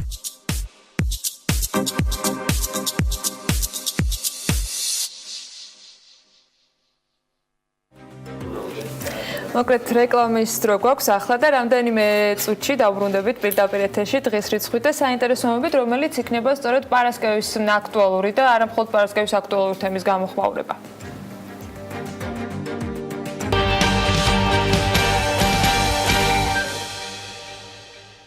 რეკლამის შემდეგ დავბრუნდით პირდაპირ ეთერში საქმიანი დილით გვიყურებთ პირველზე და გვისმენთ ჩვენი პარტნიორი რადიოების ერეთის და თბილისის საშუალებით. რეკლამამდე ბიზნეს სიახლეებში გასული პარასკევის საინტერესო ამბებთან დაკავშირებით გავაკეთეთ აქცენტი, რომელიც ანალიტიკის ეთერის ერთ-ერთი მნიშვნელოვანი ნაწილიც იყო. საუბარი არის ეროვნული ბანკის მიერ პარასკევის გამოქვეყნებულ იმ დადგენილებაზე, რომლის თანახმადაც 2017 წლის ბოლომდე ბანკების ატესტებო კაპიტალი მინიმუმ 30 მილიონი უნდა იყოს და კიდევ ერთი წლის შემდეგ მინიმუმ 50 მილიონს უნდა აღწევდეს. Წინააღმდეგ შემთხვევაში მათი ლიცენზირების საკითხი დადგება დღის წესრიგში. ამ თემასთან დაკავშირებით პარასკევსვე ვახტანგ ბუცხრიკიძემ გააკეთა განცხადება, რომ საქართველოში ისედაც ბევრი ბანკია და მაქსიმუმ 7-8 ბანკი უნდა იყოს საქართველოში მაქსიმუმ. აი ამაზე კობაგუნეტაძემ როგორც მოისმინეთ, თქვა რომ ეს არ არის ვინმეს გადასაწყვეტი და ბანკების რაოდენობის შესახებ მას ცოტა განსხვავებული შეხედულებები აქვს.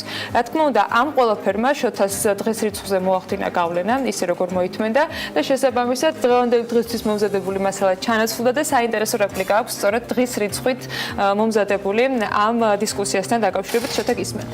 ხო, აი ხშირად მოვისმენთ, ადრეც ხშირად მოგვიხსენია, რომ საქართველოში ეს 17 კომერციული ბანკი რაც გვაქვს, პატარა ბაზრისთვის მეტისმეტად ბევრი ბანკია. ეს უკეთეს შემთხვევაში არის დეზინფორმაცია, უარა შემთხვევაში კი სიცრუე, რადგან ძალიან ადვილია შევამოწმოთ, სად უფრო მეტი ბანკია საქართველოში თუ ყოფილი სოციალისტური ბლოკის ქვეყნებსა და თუნდაც მეზობელ თურქეთში.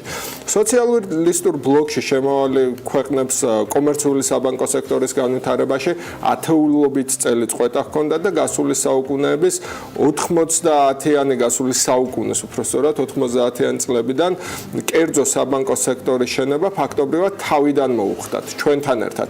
ამასთან აღნიშნული ქვეყნების ნაწილი ეკონომიკური განვითარებით დაახლოებით საქართველოს დონეზეა და მათთან შედარება ამ მიზეზითაც გამართლებულია.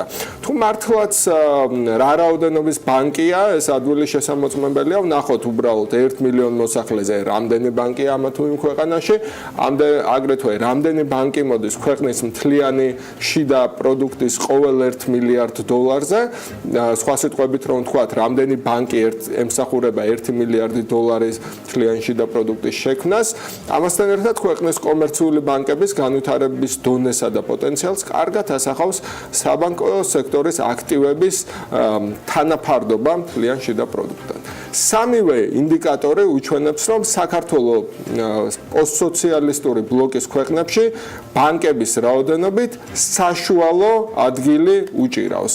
აი, ჩვენ შეგვიძლია შევადაროთ მაგალითად, აი კომერციული ბანკების რაოდენობა 1 მილიონ მოსახლეზე. საქართველოში არის დაახლოებით 4.9 და ლიტვაში არის 31. ლატვიაში არის 29, ესტონეთში არის 28.5, რუსეთში არის 10.6, ну აი სომხეთიც კი გვისწრებს 7.0, ჩეხეთში 5.6.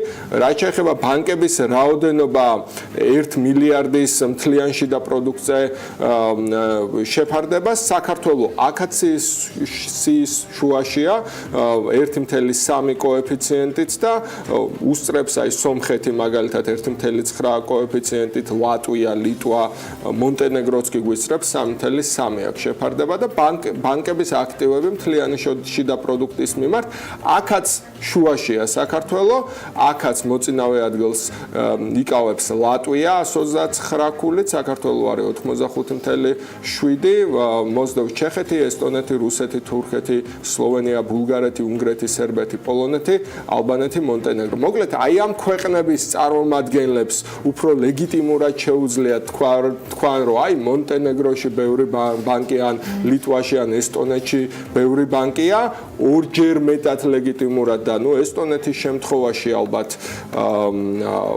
ან ლიტვის შემთხვევაში მაგალითად 6ჯერ მეტად ლეგიტიმურად შეუძლია თქვა, რომ ლიტვაში მეტი ბანკია ვიდრე საქართველოში. მაგრამ ალბათ ამას არ იძახიან და ისიც სხვათა შორის ძალიან შესამჩნევია, რომ ბანკების რაოდენობა, აი თუ ამ სიას შევხედავთ და ეს სია მოიპოვება Forbes-G-ს საიტზე, სათაურს ქვია საქართველოში ბევრი ბანკია?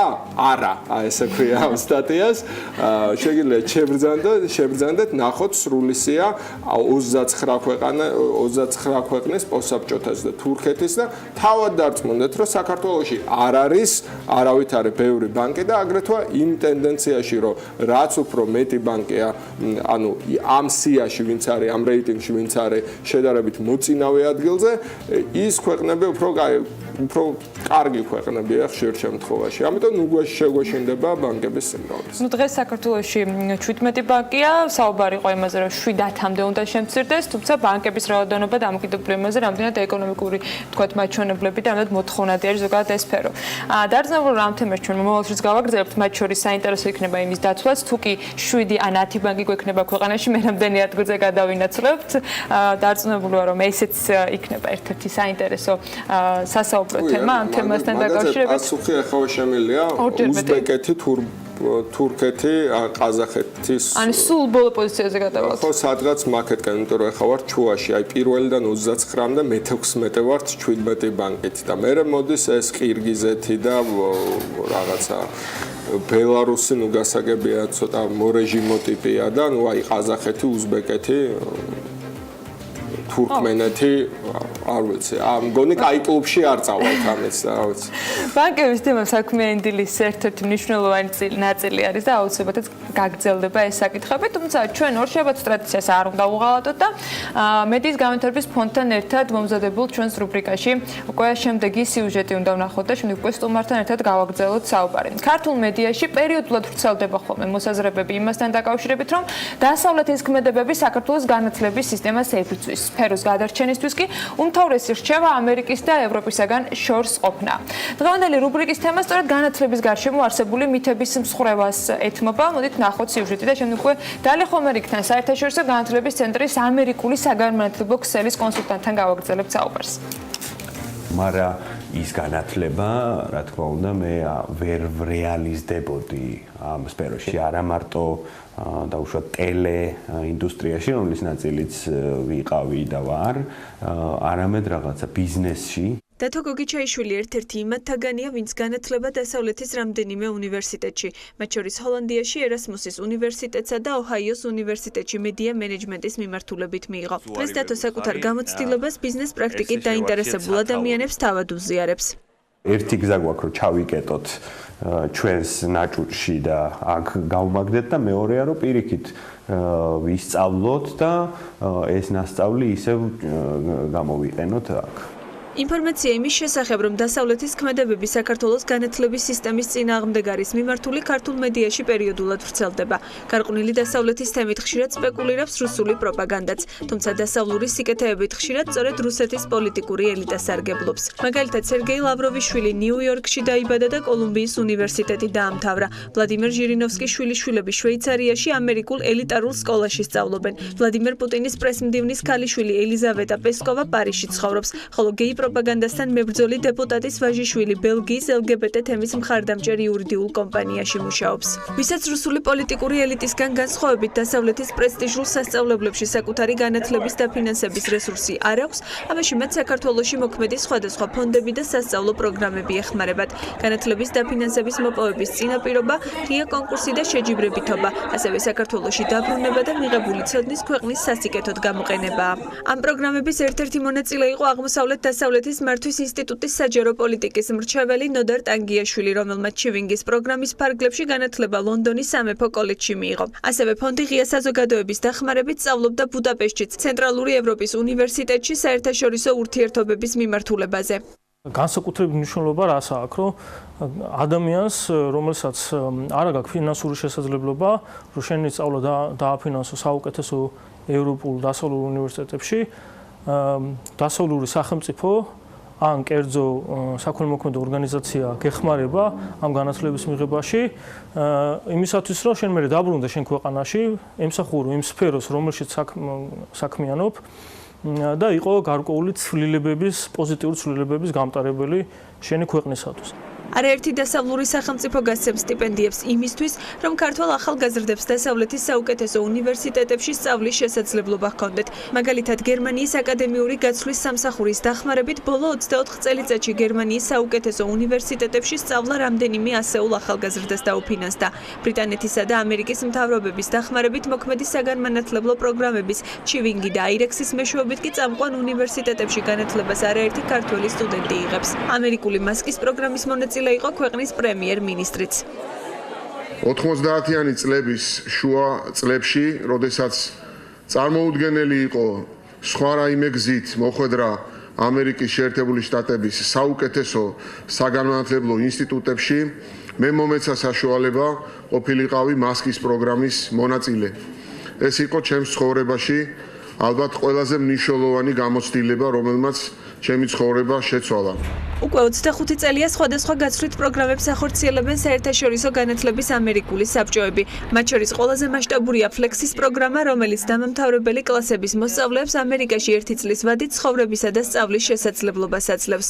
გარდა ამისა, მოქმედებს პროფესიული პრაქტიკის პროგრამაც, რომელიც ახალგაზრდებს ამერიკის სხვადასხვა კომპანიებში სტაჟირების გავლის საშუალებას აძლევს. იქიდან დაბრუნების შემდეგ სხვადასხვა წარმატებულ კომპანიებში თუ სახელმწიფო სტრუქტურებში ფლობენ ლიდერულ პოზიციებს. ორივე პროგრამის შემთხვევაში მოსწავლე ან სტუდენტი აუცილებლად უნდა აკმაყოფილებდეს ამ მოთხოვნას, ანუ მათი პროგრამის დასრულების შემდეგ ისინი აუცილებლად უნდა დაბრუნდნენ საქართველოში და 2 წლიანი ქვეყანაში დარჩენის მოთხოვნა უნდა დააკმაყოფილონ.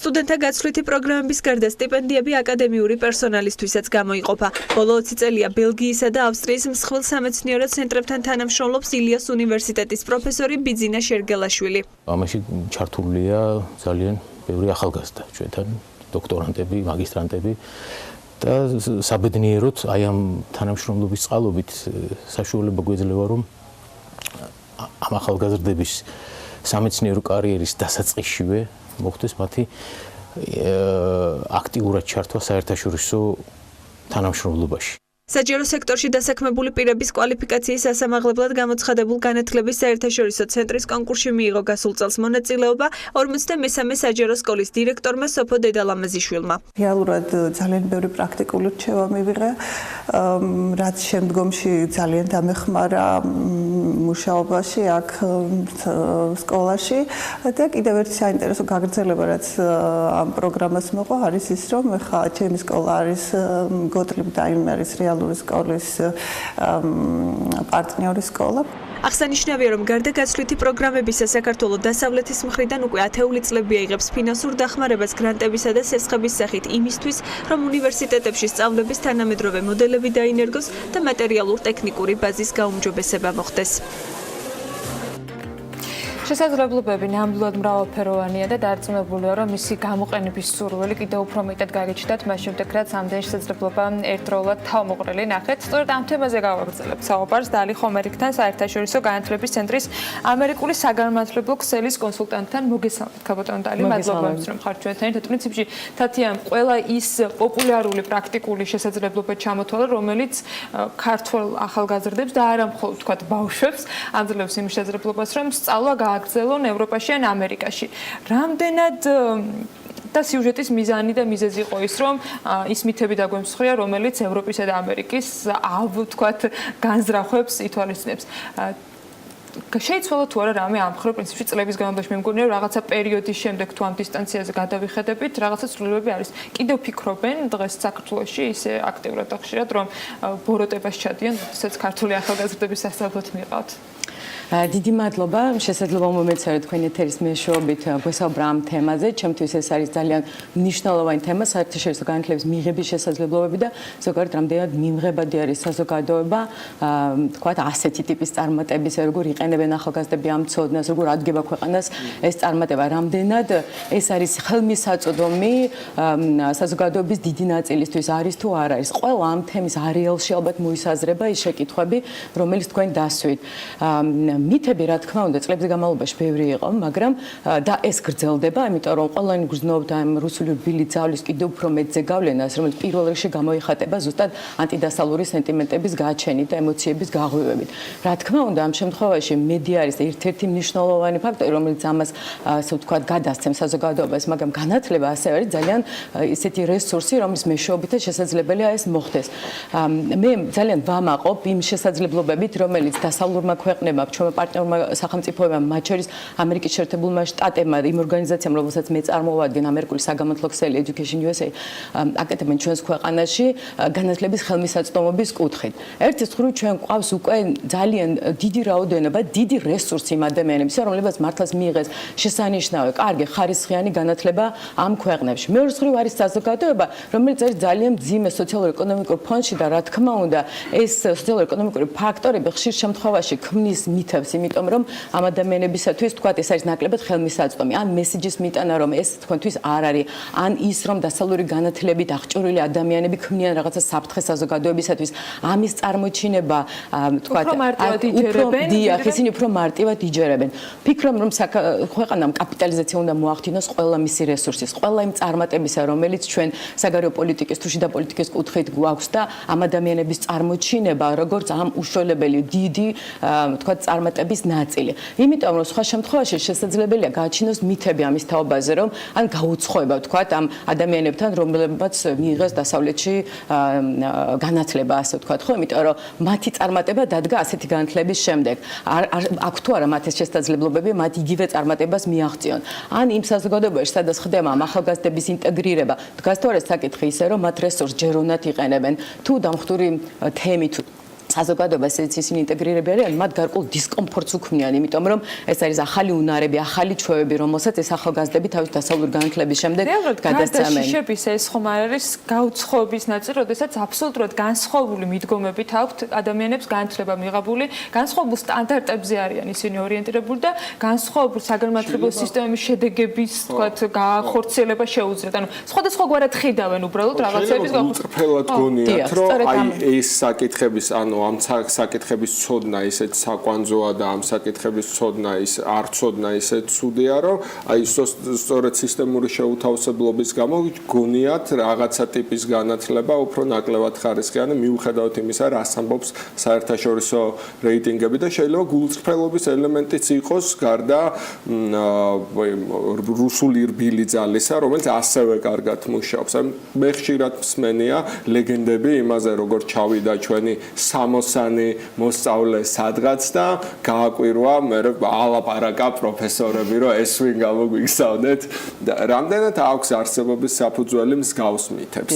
მე არ ვიცი უმაღლეს განათლებაში, საშუალო განათლებაში პისას შედეგები ნათლად მეტყველებენ, რომ ეს მითოლოგია მართლა, იმიტომ რომ რო ავიღოთ, აი წინა პისას შედეგებიდან შემიძლია თქვათ, რომ აი წიგნიერებაში ბოლოდან მე-10 ადგილი გვაქვს, ბუნების მეტყველებაში ბოლოდან მე-7 გვაქვს, ყველაზე რთული შემთხვევა გვაქვს აი წაკითხულიდან აზრის გამოტანაში და სხვათა შორის აი ეს სტატისტიკა მეორდება იმ ქვეყნებზე, რომლებიც საბჭოთა განათლების სისტემას ყველაზე მეტად რომლებიც ჩამოცილდნენ, ისინი უკეთეს შედეგებს დებენ. აი მაგალითად, კითხვის უნარებით 74 ქვეყანას შორის ბოლოდან მეორე აღმოჩნდა, ბოდიში, ბოლოდან მეორე აღმოჩნდა ყირგიზეთი, ბოლოდან მესამე აზერბაიჯანი, ბოლოდან მერვე ყაზახეთი, მეცხრე მოლდოვა და გაევროპერებულ ბალტიისპირეთში ესტონეთი იკავებს მე-7 ადგილს მსოფლიოში, ნუ ლატვიამ შედარებით მოგზალებული 22-ე, ნუ საქართველოს რაღაც ბოლო ადგილებზე მოჩანჩალებს. სკოლაში გასაგებია, რომ საბჭოთა სისტემა არის უარგესი ქვეყნები, რომლებიც ჩამოცილდნენ ამ საბჭოთა სისტემას, უფრო კარგ შედეგებს დებენ საერთაშორისო რეიტინგებში. რა ხდება უმაღლეს განათლებაში? უმაღლესი განათლების კუთხით მე აუცილებლად უნდა აღვნიშნო გარკვეული წინსვლები, რომელიც ჩვენ გვაქვს ამ სფეროში, იმიტომ რომ საერთაშორისო განათლებას ყველა ვერ ეზიარება. ამისთვის არის რაღაც გარკვეული წინაპირობები. ის რაც თქვენ ახსენეთ, რომ 60 სტუდენტმა იქ რაღაცა სასწაული გავლენა თუ ზეგავლენა მოახდინა თავისი შემდგომი აკადემიური წარმატებებით, ეს არის მითის ნაწილი და შეიძლება არ არის. არ არის იმ თვალსაზრისით, რომ რეალურად ამერიკული უნივერსიტეტები, დასავლური ინსტიტუტები თავიდან ბოლომდე არიან გადაგებული იმაზე, რომ სტუდენტებისგან წარმატებული, ასე ვთქვათ, წარმატების ფორმულა შექმნან. ყველაფერი, რაც კი არის საერთაშორისო სტუდენტთა სერვისები, აკადემიური პერსონალი, ყველაფერი არის მობილიზებული იმისათვის, რომ შენ იქ ყოფნის პერიოდში გქონდეს ყველაზე პროდუქტიული და ნაყოფიერი პერიოდი. მათ შორის უმრავლესობა ასეთი სტუდენტებისა მიდის დაფინანსებით. დაფინანსების წინაპირობა არის ასევე კონკრეტული აკადემიური წარმატება, იმისათვის, რომ შენ შეგინარჩუნდეს ეს დაფინანსება. ამ შემთხვევაში ნებისმიერი სტუდენტი, რომელიც და 60-ს აქ შევეხები, იმიტომ რომ ჩემთვის ეს პრობლემა არ არის, ძალიან ბევრი ამერიკული უნივერსიტეტი ასევე უყურებს არა მხოლოდ აკადემიურ წარმატებას, არამედ ამ ადამიანის მხრიდან გადადგმულ ნაბიჯებს, ეს იქნება საზოგადოებრივი აქტივობის კუთხით თუ სხვა და ბევრი ამ ფაქტორის ერთობლიობა გამოიწვევს იმას, რომ ეს ადამიანი არის კონკურენტუნარიანი, შეჯიბრებითი იმ კონკურსებში, რომელიც გულისხმობს სწორედ დაფინანსებას ან სწავლას საერთაშორისო განათლების კუთხით. ამიტომ მარტო აკადემიური ფაქტორი ძალიან მნიშვნელოვანია, რა თქმა უნდა და ამ შემთხვევაში ვფიქრობ, რომ საუკეთესო მოსწავლეები სწორედ გარკვეულ რესურსს დებენ, ანუ ოჯახები რესურსს დებენ იმაში, რომ მათ გაიუმჯობესონ ინგლისური ენის ცოდნა, გაიუმჯობესონ თავიანთი მონაცემები იმ თვალსაზრისით, რომ იყვნენ აქტიური მოქალაქეები, მიიღონ მონაწილეობა სხვა პროექტებში, რაც არის საწინდარი იმისა, რომ ისინი მოიპოვებენ კარგ საერთაშორისო პროგრამში მონაწილეობის შესაძლებლობას. ამიტომ სკოლა გარკვეულწილად უნდა უქმნიდეს ამ შესაძლებლობებს ახალგაზრდებს. ერთი, რა თქმა უნდა, სკოლის თავარი ამოცანა არის, რომ აკადემიური მზაობა შეძინოს ამ სტუდენტებს, მაგრამ მრავალფეროვანი სკოლის ცხოვრებაც არის ერთ-ერთი წინაპირობა და ამიტომ ვფიქრობ, რომ რა თქმა უნდა, მნიშვნელოვანი იქნება სკოლის როლის გაზრდა ამ ნაწილში. მეორე ნაწილი არის, რომ ჩვენ ხშირად როდესაც ვლაპარაკობთ საერთაშორისო განათლებას, მხოლოდ ვუყურებთ წამსვლელ სტუდენტებს, არა იმ ადამიანებს, რომლებიც ამ საერთაშორისო განათლებას იღებენ გარეთ. ასეთების რაოდენობა ყოველწლიურად იმატებს და ჩემთვის ძალიან სასიხარულოა, რომ განცხადებელთა, ანუ წამსვლელთა ხარისხი ზოგადად იზრდება. მათ შორის მინდა გითხრათ, რომ ამერიკა თვითონ ძალიან დიდ წარმატებას აღწევს თავისი მიმზიდველობით სოფლიოში, როგორც საერთაშორისო განათლების პროვაიდერი, ანუ ესე იგი ქვეყანა, რომელიც იღებს ამ სტუდენტებს, მაგნიტი და ამ შემთხვევაში შარშან მაგალითად მიაღწევს რეკორდულ მაჩვენებელს. ამ მაჩვენებელში თუ გადავხედავთ, რა თქმა უნდა, ყველაზე დიდი წვლილი მოდის ინდოელ და ჩინელ სტუდენტებზე, მაგრამ ასევე დიდი წარმატებით იქნა აღნიშნული, რომ ევროპელი სტუდენტების ესე ვთქვათ, მოწადინება ისწავლონ ამერიკაში, ასევე 5% არის გაზრდილი, რაც არის ძალიან მნიშვნელოვანი. და ამ 5%-ის შიგნით საქართველოსდან мотивация სტუდენტების რომ წავიდნენ და ისწავლონ საზღვარგარეთ გაზრდილი არის ბოლო 5 წლის მონაცემებით 20%-ით. ეს გაზრდა ამ მხოლოდ мотивациას არ ნიშნავს. ეს ნიშნავს, რომ ზოგადად იზრდება ასევე სტუდენტების ხარისხი იმისათვის, რომ ისინი გახდნენ შეჯიბრებითი და კონკურენტუნარიან პროგრამებში მიიღონ მონაწილეობა. მათ შორის რასაც ვაკვირდებით არის ის, რომ საზოგადოება გახდა არა სელექტიური, რომ რაც უფრო ბრენდულია უნივერსიტეტი, მით უფრო მეტი სჭირდებათ, არამედ აუცილებლად ვთქვათ ინფორმაციის მისაწვდომობა გაჩნდა, რა ტიპის დაწესებულებებში რა ტიპის ცოდნას მიიღებენ და უფრო არის მათ ხასიათზე, მათ შემდგომ კარიერულ წინსვლაზე დამოკიდებული. დეკანით არჩევდა, ნუ პოლიტიკურ ფილოსოფიას სწავლობს და აი ამ ადამიანის ნაშრომები წაკითხული, აი ამ უნივერსიტეტში არა თავად უნივერსიტეტის პრესტიჟულობით, არამედ იმით თუ ვინ ეყოლება უშუალო ხელმძღვანელი. ეს არის ჩვენი უშუალო საქმე, ჩვენი ცენტრის, რომ გავზარდოთ ინფორმაციის ხელმისაწვდომობა, გავზარდოთ ხელმისაწვდომობა იმაზე, თუ როგორ შეიძლება ახალგაზრდებმა მოიპოვონ საერთაშორისო განათლების შესაძლებლობა და განსაკუთრებით ჩვენ შემთხვევაში ამერიკაში, მაგრამ ასევე ძალიან მნიშვნელოვანი აღინიშნოს ევროკავშირის ქვეყნების როლი. თქვენ სიუჟეტში ძალიან კარგად იყო წარმოჩენილი ბევრი უამრავი ინიციატივა, რომელიც დასავლეთის ქვეყნებიდან არის მართლა უპრეცედენტო დახმარება განათლების სექტორში, ასევე ერასმუსის პროგრამები, რომელშიც წელიწადში 1500-ზე მეტი ახალგაზრდა მონაწილეობს ამ პროექტში სხვადასხვა განათლების დონეზე. საქართველოსთან ამერიკაში დღეისათვის 550-ზე მეტი სტუდენტი იმყოფება სხვადასხვა დონეზე, ეს არის სკოლის ასაკიდან დაწყებული დოქტორანტურა და სხვა პროგრამები. რაოდენობრივად ეს ვფიქრობ, რომ შესაძლებელია მრავლის საზოგადოების სრულად მომცველი ვერ იქნება, მაგრამ მე წეღან ამაზე გავაკეთე სწორედ აქცენტი, რომ შიგნით საერთაშორისო განათლების დამკვიდრება განვითარება უნდა იყოს ასევე ქვეყნისათვის მნიშვნელოვანი პრიორიტეტი. უნივერსიტეტების და საგამოძიებო დაწესებულების ინტერნაციონალიზაცია, რომ ადამიანები, რომლებიც ბრუნდებიან, მათი ცოდნის გადმოტანა, ფაკულტეტების, აკადემიური პერსონალის განვითარება, ეს დახმარებები დასავლური სახელმწიფოსი ამ კონკრეტულ ტექნიკურ დახმარებებს უკვე როგორც შემდეგ თავად რომ გახდნენ განათლების განცემები. აუცილებლად უნდა ვახსენო ასევე უპრეცედენტო დახმარება, რომელიც საქართველოს და ამერიკის მთავრობის ერთობლივი ძალისხმევის შედეგი იყო 1000 წლების გამოწვევის ფონდის დაფინანსებით სან-დიეგოს ამერიკული უნივერსიტეტი რომ გაიხსნა საქართველოში, იმიტომ რომ აქ უკვე საუბრები და მითები იმაზე რომ ხდება რაღაცა ტვინების გადინება, ან ხელს უწყობთ რომ რაღაც ჩვენი საუკეთესო კადრები წავიდნენ საზღვარგარეთ, ფიქრობ რომ შემოbrunda, იმიტომ რომ ეს არის სწორედ ინიციატივა იმისათვის რომ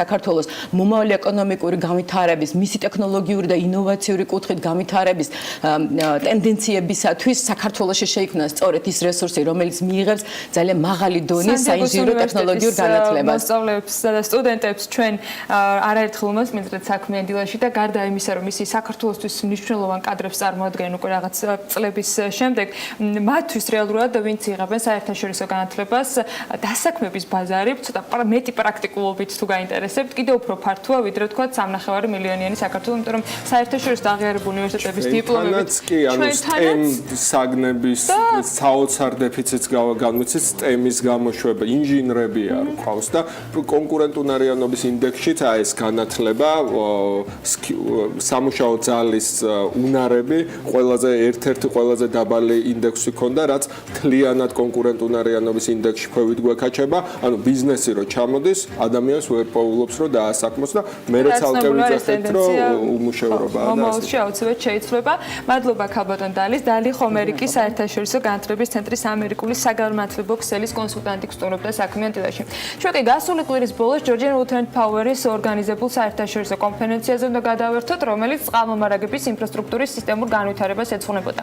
თავად ამ კონფერენციაში მონაწილეობა ჯორჯიან უოთერ პაუერის პარტნიორი კომპანიების, ევროპული ტექნოლოგიების ლიდერების, AVK-ის, ნივუსის, კამსტრაპის და სხვა წარმომადგენლებმა მიიღებს. თავად ამ კონფერენციის მიმდინარეობის დროს კი ჩვენ საშუალება გქონდა, რომ კომპანიის სამომავლო გეგმებზე და უცხოელ პარტნიორებთან თანამშრომლობის შესახებ უფრო დეტალური ინფორმაცია მოგვეპოვებინა. ვნახოთ ელენე ჩომახიძის რეპორტაჟი. საერთაშორისო წყალმომარაგების ინფრასტრუქტურის ელემენტების მწარმოებელი კომპანია AVK-ს წარმომადგენელი მარტინ ბორშტინგი და ჯორჯიან უოთერ პაუერის წარმომადგენელი გურამ ახვლედიანი ისაუბრებენ ახლა ჩვენთან ერთად საქართველოს წყალმომარაგების ინფრასტრუქტურის სისტემურ განვითარებაზე. მოგესალმებით ბატონებო, ძალიან დიდი მადლობა იმისათვის რომ ჩვენთან ერთად ხართ. Thank you for your time and for this interview. როგორც ვიცით, დღეს ჯორჯიან უოთერ პაუერი საკმაოდ საინტერესო კონფერენციას მართავს წყალმომარაგების ინფრასტრუქტურის სისტემურ განვითარებასთან დაკავშირებით და სწორედ ამ თემის ირგვლივ გვექნება, ესე რომ ვთქვათ, და იმ სიახლეებთან დაკავშირებით ვისაუბრებთ, რასაც თქვენი კომპანია გეგმავს უახლოეს მომავალში საქართველოში. Let me welcome you. Thank you for your time and I will have a few questions to you, but let me ask a first question to Guram first of all. ბატონო გურამ, წყალმომარაგების ინფრასტრუქტურის სისტემური განვითარება როგორც ვახსენე, როგორ აპირებს ამ განვითარებას მოცემული სისტემის ჯორჯიან უოთერ პაუერი და რა გეგმები აქვს კომპანიას ამ მიმართულებით საქართველოში? დიახ, პირველ რიგში მოგესალმებით, ძალიან დიდი მადლობა მოწვევისთვის. როგორც ბრძანეთ, დღეს ჩატარდა საერთაშორისო კონფერენცია, რომელიც ჯორჯიან უოთერ პაუერმა დაორგანიზა. მოწვეული იყვნენ ჩვენი სტრატეგიული პარტნიორები, ეს არიან სოფლიო ლიდერები წყალმომარაგების დარგში.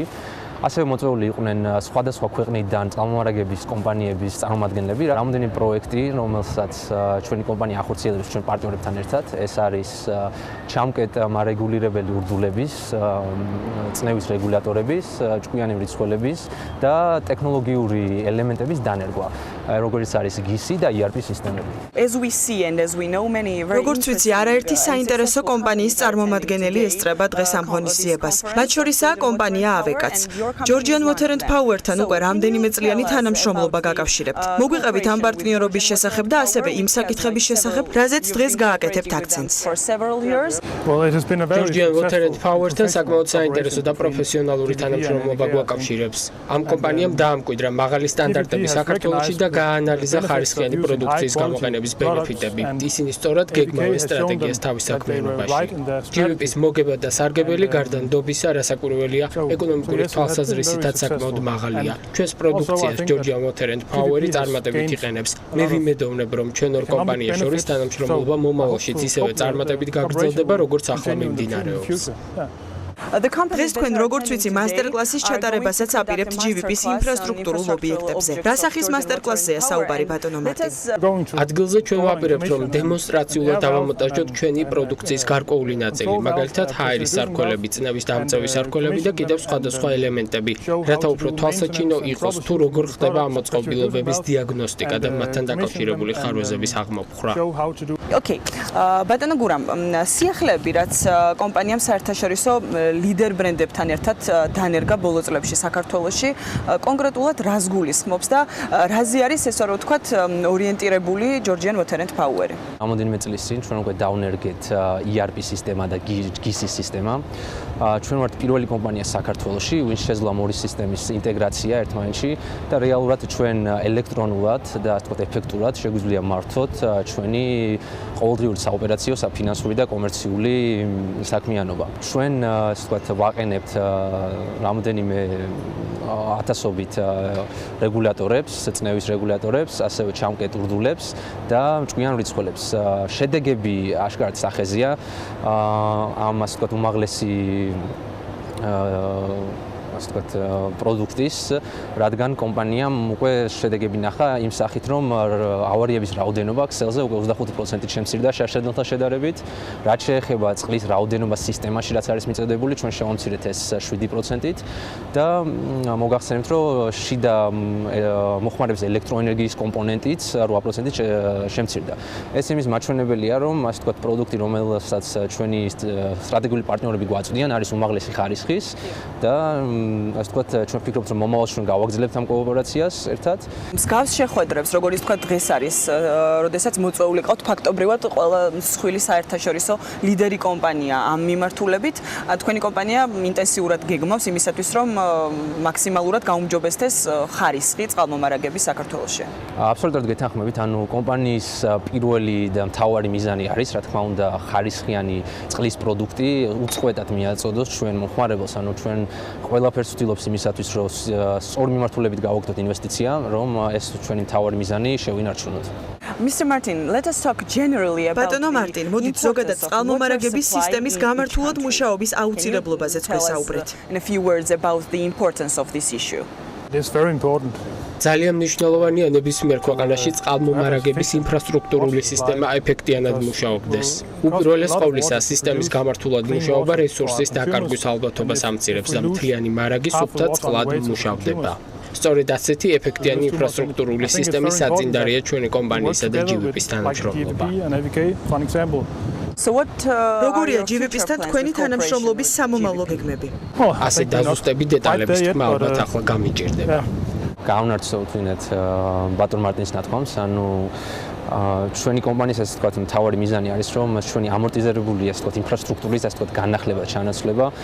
მინდა აღვნიშნო, რომ ეს ჩვენ არის ძალიან მასიური და მასშტაბური ასე ვთქვათ საქმიანობა და ასე ვთქვათ მინდა ასე ვთქვათ მოვიტყო ჩვენი აბონენტებიდან ცოტა მოთმინება, იმიტომ რომ ეს დროის და ასე ვთქვათ ინვესტიციის შემდგომ შევძლებთ ასე ვთქვათ ეს კომპანია რომ წავიყვანოთ იმ დონეზე, როგორც არის ვთქვათ საერთაშორისო და ევროპული კომპანიები.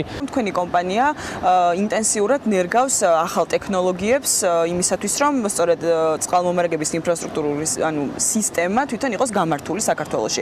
მაგალითად, აქ იყო საუბარი ჭკვიან მრიცხველებზე, ასევე ზონირების პროექტი, რომელიც დაინერგა თქვენთან ოპერატიული მართვის მოდელები და ასე შემდეგ. რამდენად არის ორიენტირებული Georgian Water and Power-ი სწორედ ინოვაციურ ტექნოლოგიებზე და მათ გამოყენებაზე საქართველოში?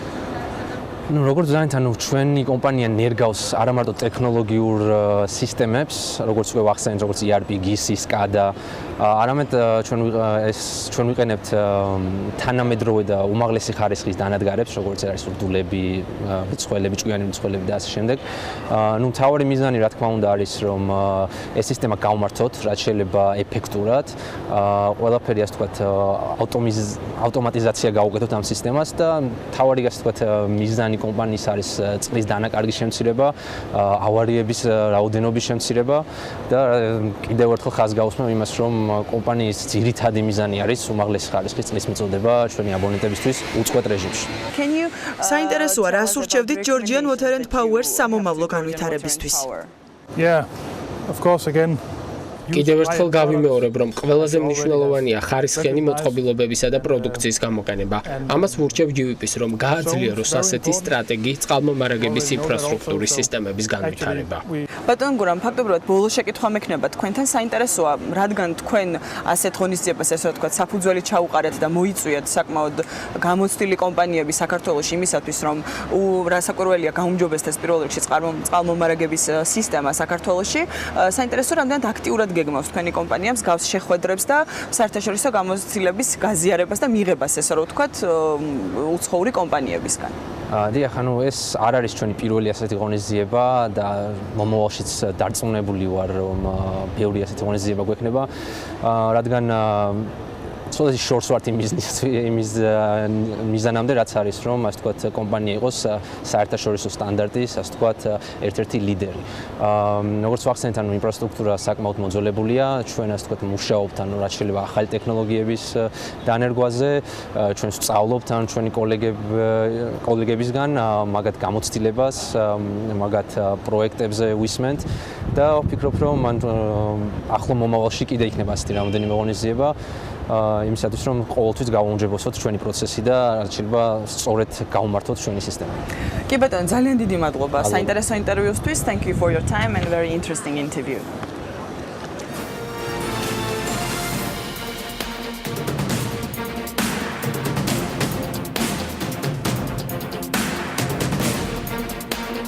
რეკლამის შემდეგ საქმიანი დილით განვაგრძობთ ეთერს და სხვათაშორის ძალიან საინტერესო ამბით. საქართველოს, რომელიც ევროპისა და აზიის გასაყარზე მდებარეობს, უძველესი დროიდან ითვლება ვაზის და ღვინის სამშობლოდ. ამ ფაქტს ადასტურებს საქართველოს ტერიტორიაზე აღმოჩენილი არქეოლოგიური მასალაც, დოქები, რომელშიც ჩარჩენილია სხვათაშორის ყურძნის წიფწები, ღვინის დასამზადებელი თიხის და მეტალის ჭურჭელი, სამეურნეო იარაღები და თარიღდება ჩვენს წელთაღრიცხვამდე მე-6-მე-5 ათასწლეულებით. დროის ამავე პერიოდში დაახლოებით ჩვენი წელთაღრიცხვით მე-5 საუკუნეში დაბადებულა ვისკიც, ოღონდ საქართველოში არა. შესაძლოა ათასწლეულების შუალედში ემთხვევა, მაგრამ ადგილი სრულიად განსხვავებულია და საქართველოსგან კარგად მოშორებითაც. ვისკის წარმოშობის ისტორიის დაწყების ისტორიაში ამბობენ, რომ მწვანე კუნძულზე დისტილაციის მეთოდი თავად წმინდა პატრიკის ხელმძღვანელობით მისიონერმა ბერებმა ჩაიტანეს იორდანიიდან, სადაც ეს ყველაფერი ჯვაროსნებისგან უსწავლიათ. ეს არის მაგარი სპირტიანი სასმელი, რომელიც ნატურალური მარცვლეულის წყლის და საფუარისგან მზადდება. სასმელი მუხის ან ალუბრის კასრში ინახება. მისმა ძლიერებამ და არომატების ფართო პალიტრამ ბევრი ქვეყანა დაიპყრო და შედეგად გაჩნდა ვისკის უამრავი ნაციონალური ვარიაციაც. აი ახლა უკვე ქართულიც. ღვინის სამშობლოში ვისკის ბაზარზე ახალი ბრენდი ქართული წარმომავლობით ჯიმშერი პოზიციონირებს. სწორედ ჯიმშერ ჩხაიძე სასკანელის მეფის დამფუძნებელს მასპინძლობ საქმიანი დილაში მოგესალმებით. მადლობა იმისთვის, რომ ხართ ჩვენთან ერთად. ღვინის სამშობლოს ისტორიით იმიტომ დავიწყო, რომ ასკანელის მეფიც პრინციპში ღვინით არის ცნობილი და თან საკმაოდ პოპულარული, ბევრი ჯილდოს მფლობელი და ძალიან წარმატებული პროექტია შეიძლება ასე ვთქვათ, ვისკთან როგორ მიხვედით. თან ქართული ვისკი რაღაც ცოტა უცნაურადაც ჟღერს ერთი შეხედვით. მოგესალმებით. ნამდვილად საქართველოს ძალიან უდიდესი ტრადიციები აქვს და ძალიან ბევრი ასე ვთქვათ, სახეობის ღვინო, ბევრი სახეობის, ასე ვთქვათ, სხვადასხვა სახეობის პროდუქციას აწარმოებს, ასე ვთქვათ, ჩვენი კომპანიაც მათ შორის და დიდი ტრადიცია გაგვაჩნია. მაგრამ ვისკის წარმოება სრულიად ახალი ფურცელია ჩემი აზრით, ანუ ქართულ ალკოჰოლური ბიზნესის ისტორიაში, იმიტომ რომ საკმაოდ საინტერესოა. არა, დასკანალიზმების ნამდვილად. დიახ, რა თქმა უნდა, ძალიან საინტერესო, ეს არის სრულიად ახალი პროდუქტი, რომელიც მიიღება სრულიად ქართული, ასე ვთქვათ, ღვინის ნამყოფ კასრიდან, რომელშიც მანამდე ღვინო ესხა, რომელშიც მანამდე ბრენდი ესხა, ანუ სრულიად ახალი ქართული ხასიათის მქონე ვისკი მივიღეთ, რომელიც არა მარტო ქართული ბაზრისთვის იქნება საინტერესო, არამედ მსოფლიოს ვისკის მოყვარულებისთვისაც ძალიან მნიშვნელოვანი და საინტერესოა. ეს ასე ვთქვათ, ბოლო დეგუსტაციებზე გერმანიაში, პოლონეთში ჩვენ უკვე მოვაწერეთ ხელი, საკმაოდ დიდი ინტერესი გამოიხატა, ასე ვთქვათ, როგორც ვთქვი, რამდენიმე ქვეყანა უკვე არსებობს, რომელიც დაინტერესდა უკვე და მე იმედი მაქვს, რომ უახლოეს პერიოდში საქართველოს ამ დიდ რუკაზე გამოჩნდება როგორც ვისკის მწარმოებელი ქვეყანა, როგორც მაგალითად როგორც იაპონიამ შეძლო. იაპონიამ 25 წლის წინ, 25-30 წლის წინ დაიწყო ამგვარი ასე ვთქვათ, ახალი იაპონური ვისკის წარმოება და დღეს იაპონია არის ერთ-ერთი ლიდერი ვისკის სამყაროში. ანუ ძალიან დიდ წარმატებას მიაღწია და მე დარწმუნებული ვარ, რომ ჩვენი ვისკი ქართული ვისკი და უშუალოდ ჯიმშერი ხო გახდება საკმაოდ პოპულარული მსოფლიოს ბაზარზე. ანუ ამის ამბიცია გვაქვს და ანუ დაგეგმილია ანუ ამ მიზნისკენ ნაბიჯ მისვლა. 10 წლიანი ფიქრის შემდეგ ერთი თვის წინ პირველად გამოშვებული ვისკი ჯიმშერი უკვე რამდენიმე ქვეყანაში. არა მარტო ფიქრის შემდეგ, ანუ 10 წლის წინ 10 წელზე მეტი 10 მეტი გავიდა შესწავლა დაკვირვება და გაანალიზება თუ როგორ.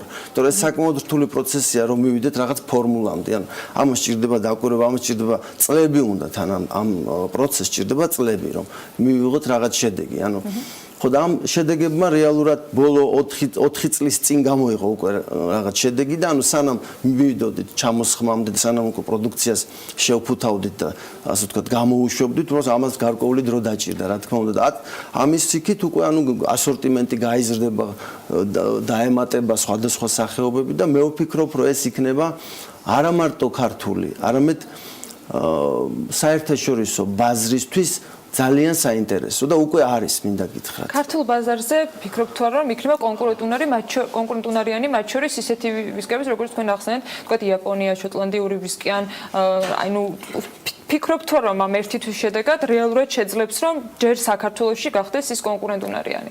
იცით რა თქმა უნდა კონკურენცია დიდია და დიდია ასე ვთქვათ ისეთი კომპანიები არსებობენ რომელსაც 100-ზე მეტი წელი აქვს ტრადიცია და უზარმაზარი ასე ვთქვათ ისტორიის მქონე კომპანიები არსებობენ ბაზარზე, მაგრამ ჩვენ რა თქმა უნდა იმ ჩვენი მარკეტინგული გათვლით, იმ ჩვენი ფილოსოფით, იმ ჩვენი რაღაც კონკრეტული იდეოლოგიით ვაპირებთ რომ კონკურენცია გაუწიოთ და ზუსტად ბოლო დეგუსტაციებმა აჩვენა რომ არაფრით ნაკლები არ არის. მოდით ასე ვთქვათ. კი, ის რომ საქართველოს შენაწარმოები ეს გარკვეულწილად ვთქვათ ბარიერია თუ პირიქით გარკვეული პლუსი იმისა ვისკისთვის ჯიმშერი. იცით რა, ეს არის თამამი განაცხადი, მაგრამ გამართლებულია ყველანაირად და ვინც გასინჯა ყველა დარწმუნდა რომ ეს არის მაღალი დონის პროდუქტი, ეს არის სხვა სტანდარტი, ანუ ეს არის კონკურენტუნარიანი, ნებისმიერ ანალოგიურ პროდუქციასთან შეგვიძლია შევადაროთ და გარკვეულწილად შეიძლება რაღაც უპირატესობას დავინახოთ ამ პროდუქტში.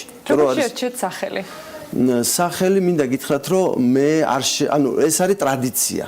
ანუ როდესაც ვისკს, ანუ როდესაც ადამიანი რაღაცას მოიფიქრებს, მოიგონებს, იგივე უნდა შოტლანდიაში, ირლანდიაში ძალიან დიდი პრაქტიკა ამის. ეს არის ვისკის სამყაროში ტრადიცია.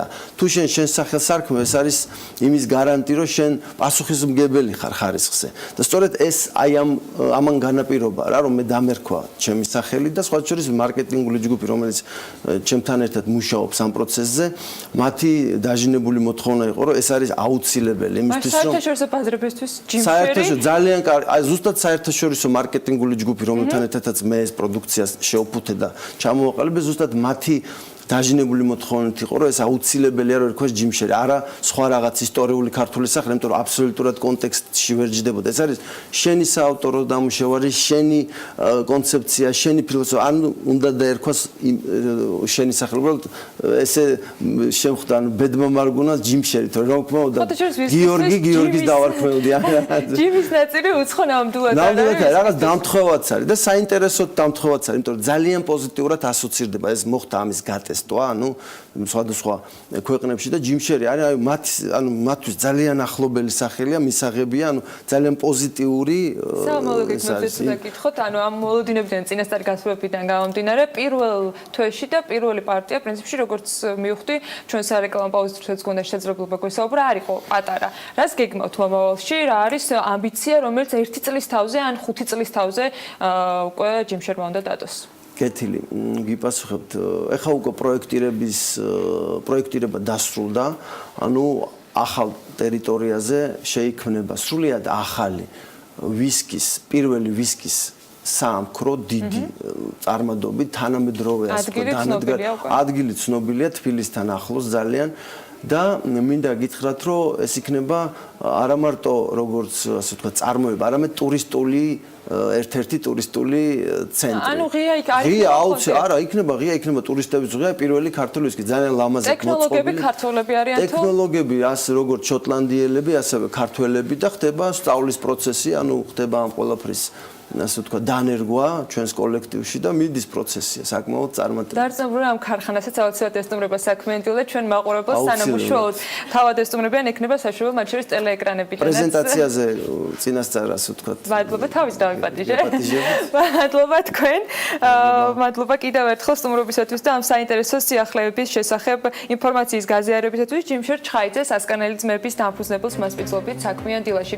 ჩვენ კი ისევ განათლების თემაზე უნდა გადავერთოთ. საქართველოს ვიცე-პრემიერმა განათლებისა და მეცნიერების მინისტრმა ალექსანდრე ჯეჯელოვამ მედიასთან ეროვნული და საერთაშორისო კვლევის შედეგები შეაჯამა. მიუხედავად დინამიკაში დადებითი შედეგისა, მონაცემი აჩვენებს, რომ საქართველოს საშუალო ნიშნულს ჯერ კიდევ მნიშვნელოვნად ჩამორჩება.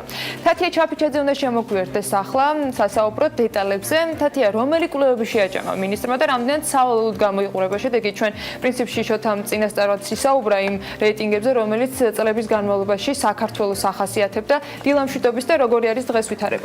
დილა მშვიდობისა. ალექსანდრე ჯეჯელოვამ ჟურნალისტებთან თიმსისა და პისეს საერთაშორისო კვლევებისა და სახელმწიფო შეფასების შედეგების პრეზენტაცია გამართა. კვლევების სწავლების შედეგებს, დინამიკასა და იმ ფაქტორებს უკავშირდებოდა, რაც მოსწავლეთა მიღწევებზე ახდენს გავლენას.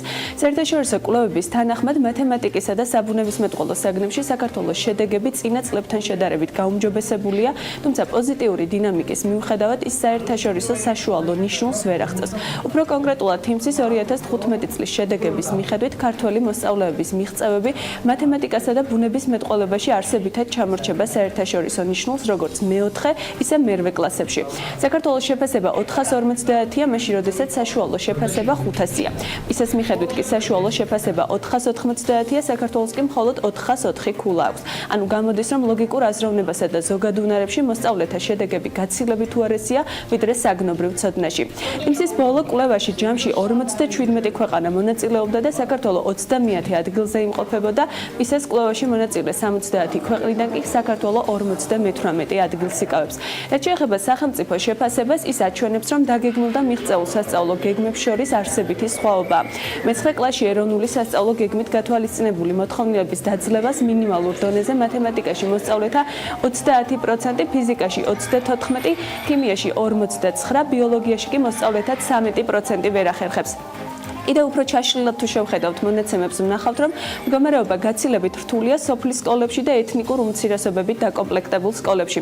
ასევე თუ შევადარებთ საჯარო და კერძო სკოლებს, მონაცემები აჩვენებს, რომ ვითარება საჯაროში კერძოსთან შედარებით გაცილებით ცუდად გამოიყურება. თათი ამ შედეგების ფონზე სამინისტროს ხედვა როგორია, როგორ აქვთ მათ გეგმები გაწერილი, როგორ უნდა გაუმჯობესდეს ეს ყველაფერი? ნუ უარყოფითი ტენდენცია რო არის ბოლო წლებში ეს უკვე მიღებული. ბევრს ვერაფერს სასიკეთოს ვერ გვაძლევს სამწუხაროდ ის დადებითი ტენდენცია რაც იკვეთება.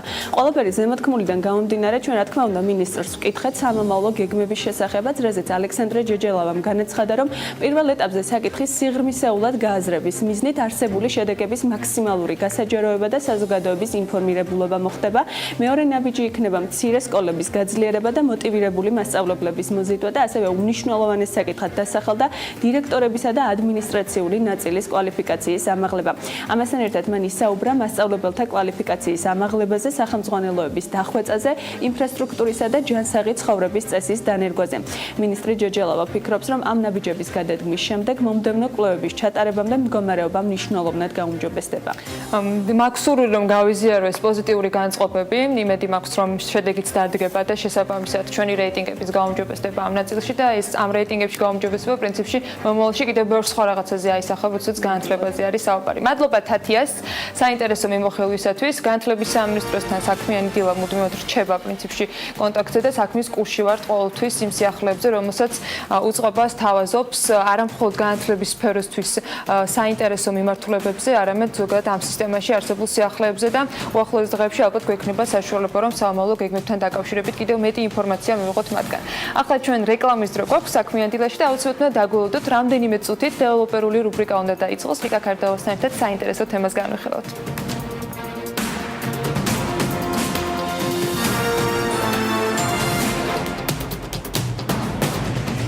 რეკლამის შემდეგ კვლავ საქმიანი დირითვათ ეთეში გვიყურებთ დევაპირულს და გვისმენთ ჩვენი პარტნიორი რადიოების ერეთის და თბილისის საშუალებით. ბიზნესი ახლებში მოვისმინეთ, რომ თბილისის გენერალური განვითარების გეგმა საკრებულოში დასამტკიცებლად სექტემბერში უნდა შევიდეს. დედაქალაქის მერია ანონსებს იმასაც, რომ ამ გეგმის ჩაბარება სამუშაო ჯგუფის მხრიდან 2 სამკვირაში მოხდება, რის შემდეგაც უკვე ზაფხულის განმავლობაში მისი სახალხო განხილვებია დაგეგმილი. ამ თემაზე დარწმუნებული ვარ, რომ ლიკა ქართავას რუბრიკაში კიდევ ბევრჯერ ვისაუბრებთ.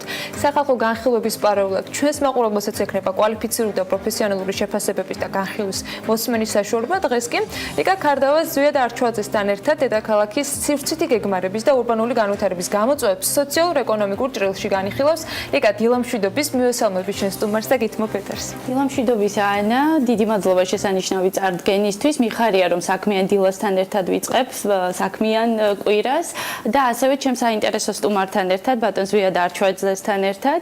ბატონ ზვიად, კეთილი იყოს თქვენი მობრძანება. მინდა რომ ყოველი წამი გამოვიყენო პროდუქტიულად რუბრიკის, რადგანაც დღეს ნამდვილად ბევრ საინტერესო თემაზე ვისაუბრებთ.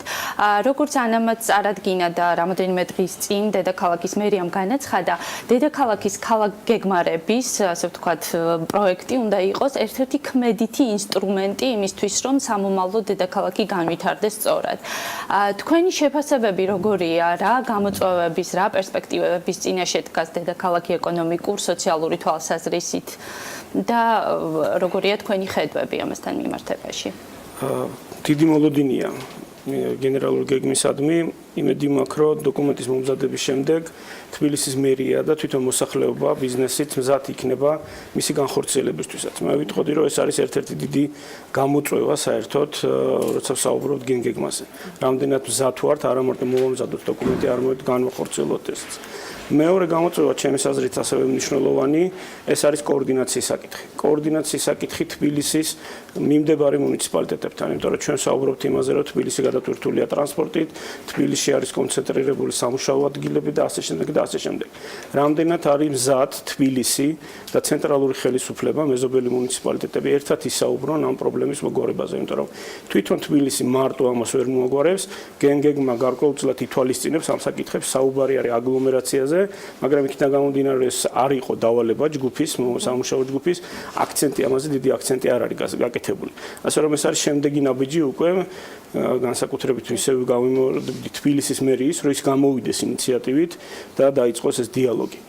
და კიდევ ერთი საკითხი, რომელიც შეიძლება ესე ვთქვას, რომ პირდაპირ არ უკავშირდება გეგმას, ეს არის მოსახლეობის საკითხი.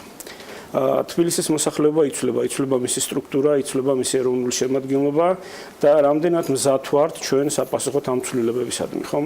თუ ასე კი იზრდება მოსახლეობის, რამდენად თბილისი მორგებული იქნება, აი ზუსტად 20-30 წლისთვის იმ ადამიანებისთვის, იმ რამდენად ხელსაყრელი იქნება საცხოვრებლად იმ ადამიანებისთვის, ვინც თბილისში იქნება მაგ დროისთვის. თბილისი სწრაფად იზრდება უცხოელების რაოდენობაც. რამდენად ვიქნებით მზად უპასუხოთ ამ გამოწვევას, როცა ჩვენს ქალაქებში იმაზე მეტი უცხოელი იქნება, იმაზე მეტი ბიზნესი ექნება უცხოელებს, ვიდრე დღეს აქვთ. რამდენად ჩვენ ვიქნებით მზად, მოვახდინოთ მათი ინტეგრაცია. დემოგრაფია შეიძლება პირდაპირ გეგმის თემა არ არის, მაგრამ ესეც ერთ-ერთი დიდი გამოწვევა არის თუ საუბრობთ ურბანულ განვითარებაზე. მე ვფიქრობ, რომ ძალიან საინტერესო, ასე ვთქვათ, კითხვები და საკითხები წამოწიეთ თქვენ და ალბათ იმპლემენტაციისთვის ნამდვილად აუცილებელია კოორდინირებული მუშაობა და ესეთი თემების, ასე ვთქვათ, გააზრება, რადგან საუბარია საკმაოდ გრძელვადიან, ასე ვთქვათ, სამოქმედო გეგმაზე და გრძელვადიან ქალაქ განვითარების გეგმაზე. ბატონ ზვიად, დედაქალაქების შეფასება კლასიკურად საერთაშორისო პრაქტიკის თანახმად ხდება 4 ძირითადი კრიტერიუმით. ეს არის რამდენად ძლიერია ის ეკონომიკურად, სოციალური გარემო როგორია გარემოს, ასე ვთქვათ, ეკოლოგიური პირობები და ასევე რამდენად სწრაფად ვითარდება ის და ცვლილებებს რამდენად პროგრესულად მიყვება. რომ შევაჩეროთ ყურადღება მწვანე სივრცეების და ეკოლოგიის განვითარების თვალსაზრისით. თქვენი აზრით, რამდენად აქვს თბილისი მის პერსპექტივა, რომ გადაიქცეს მწვანე ქალაქად და ახალი გეგმა რამდენად ითვალისწინებს აი ამ მიმართულებას და აი ამის იმპლემენტაცია რამდენად რეალისტურია? დასაწყისში მინდა გითხრათ, რომ სხვადასხვა შეფასებები არსებობს ქალაქების. გაგვინილი გექნებათ მერსერის შესახებ, მისი რეიტინგი თბილისი ევროპის ქალაქებში ბოლოში არის, თუ ცხოვრების დონეს შევადარებთ, ხო? თუმცა თუ ავიღებთ, თქვათ FDI მეგაზინი არის ესეთი გამოცემა, რომელიც საინვესტიციო გარემოს აფასებს, საინვესტიციო პოლიტიკას აფასებს ქალაქის, იყო დრო, როცა თბილისი პირველ ხუთეულში შედიოდა სამხრეთ ევროპის ქალაქების, ან ათეულში ევროპის დიდი ქალაქების, ხო? შეფასების კრიტერიუმები სხვადასხვა არის. ახლა როცა ვსაუბრობთ იმაზე, რამდენად პერსპექტივა არსებობს იმისი, რომ თბილისი გახდეს მწვანე ქალაქი. აქ საუბარი არის დროზე, ხო, ესეა, თორე რა თქმა უნდა, რაღაც დიდი რაოდენობის წლების შემდეგ თბილისში იმაზე მეტი მწვანე საფარი იქნება, ვიდრე ახლა არის. ჩემის აზრით, ერთ-ერთი პირველი მნიშვნელოვანი საკითხი, ერთ-ერთი დიდი გამოწვევა არის წვდომა იმ მწვანე სივრცეებისადმი, რომელიც დღეს არსებობს ქალაქში. ბევრი არის ესეთი ადგილი, სადაც ჩვეულებრივ თბილისის ერთი უბნიდან მეორე უბანში მისვლა უჭირს იმისთვის, რომ თუნდაც ისარგებლოს ამ მწვანე სივრცით. იგივე იქნება თქვა ეს თბილისის ზღვის მიმდებარე ტერიტორია, იგივე იქნება ლისი, იგივე იქნება კუსტბა, რომელიც უკვე არსებობს, ან ვაკის პარკი. ეს სივრცეები არსებობს უბრალოდ და კარგი იქნება თუ საუბრობთ ისევ განვითარებას და გეგმაზე, ხო, და ქალაქზე, კარგი იქნება ქალაქმა რაღაცნაირად შეძლოს ის, რომ ხელი შეუწყოს მოსახლეობის მოძრაობას აი ამ მწვანე სივრცეებისადმი.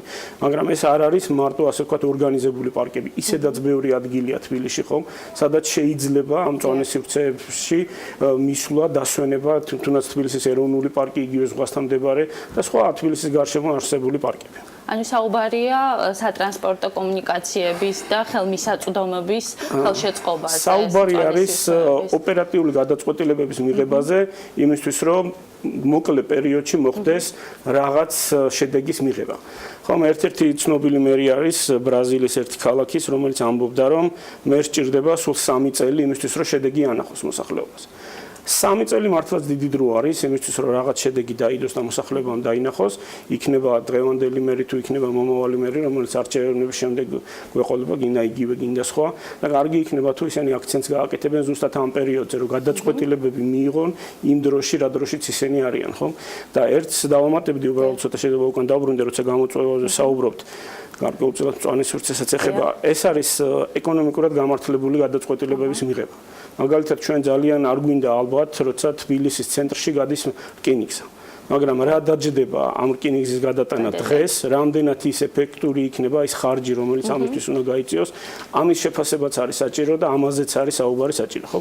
ეს არ ეხება მარტო რკინიგზას, ეს ეხება სხვა გადაწყვეტილებებსაც, იგივე თუ საუბრობთ მწვანე საფარზე და კოორდინირებულ გადაწყვეტილებებზე, რატომ არ უნდა ვისაუბროთ იმ ყოფილ ინდუსტრიულ ტერიტორიებზე, რომლებიც დღეს უქმად არის თბილისში, ხო? თუ ბიზნესი ვერ ახერხებს ამის გაკეთებას, კარგი იქნება რაღაცნაირად მოხდეს კოორდინაცია ბიზნესსა და ხელისუფლების შორის, რომ ბიზნესმა მაქსიმალური შედეგი მიიღოს და ქალაქმა შეძლოს სარგებლობა იმ ტერიტორიებით, რომელსაც ისინი ფლობენ. ასევე ინდუსტრიულთან ერთად საინტერესოა კომერციული უძრავი ქონების მიმართულების განხილვა თქვენთან ერთად. როგორ ფიქრობთ, როგორ უნდა გადანაწილდეს დედაქალაქში სავაჭრო, ასე ვთქვათ, ობიექტები, სად უნდა იყოს კონცენტრირებული და დღეს როგორი ვითარება გვაქვს ამასთან მიმართებაში? თუ ჩვენ საუბრობთ რიტეილზე, ეს არის განსაკუთრებული შემთხვევა თბილისის პირობებში, იმიტომ რომ საკმაოდ კარგად განვითარებული ბაზარი არის და იძლევა გარკვეულწილად დაკვირვების საშუალებასაც და უფრო ოპერატიული გადაწყვეტილებების მიღების საჭიროებაც დგება. დღეს როგორც მოგეხსენებათ, ორი დიდი სავაჭრო ცენტრია, დასავლეთში და აეროპორტის მიმართულებით, ხო? და ხედავთ, რომ ისინი დატვირთული არ არის. რა შეიძლება მოხდეს, თუ ქალაქის ცენტრში გაჩნდება კიდევ ერთი დიდი ანალოგიური სიდიდის სავაჭრო ცენტრი, არ საუბრობ იმაზე, რაც ხდება ახლა თავისუფლების მოედანთან, ხო? ეს არ იქნება, თქვათ, ისეთი მასშტაბის, როგორც ისინი არის. იქნება ეს კარგი თუ ცუდი, რამდენად მზად არის ქალაქი აი ასეთი გადაწყვეტილებების მისაღებად. ესეც მნიშვნელოვანი მომენტია, იმიტომ რომ არასწორი გადაწყვეტილებების შემთხვევაში ერთის მხრივ ჩვენ შეიძლება მივიღოთ აგრეთ წოდებული ჯურღუმლები, სადაც ესენი არიან, ან მივიღოთ გაკოტრებული ბიზნესები. როცა ვსაუბრობ რეგულირებაზე, როცა ვსაუბრობ ასეთ გადაწყვეტილებებზე, რა თქმა უნდა, არ ვსაუბრობ რაღაც ძალისმიერ ჩარევაზე. საუბარია იმაზე, რომ როცა ესეთი ბიზნეს ქალაქში შემოსვლა ენდომება, ქალაქმა შეძლოს უფრო მეტი დასაბუთებულობა მოითხოვოს მისგან.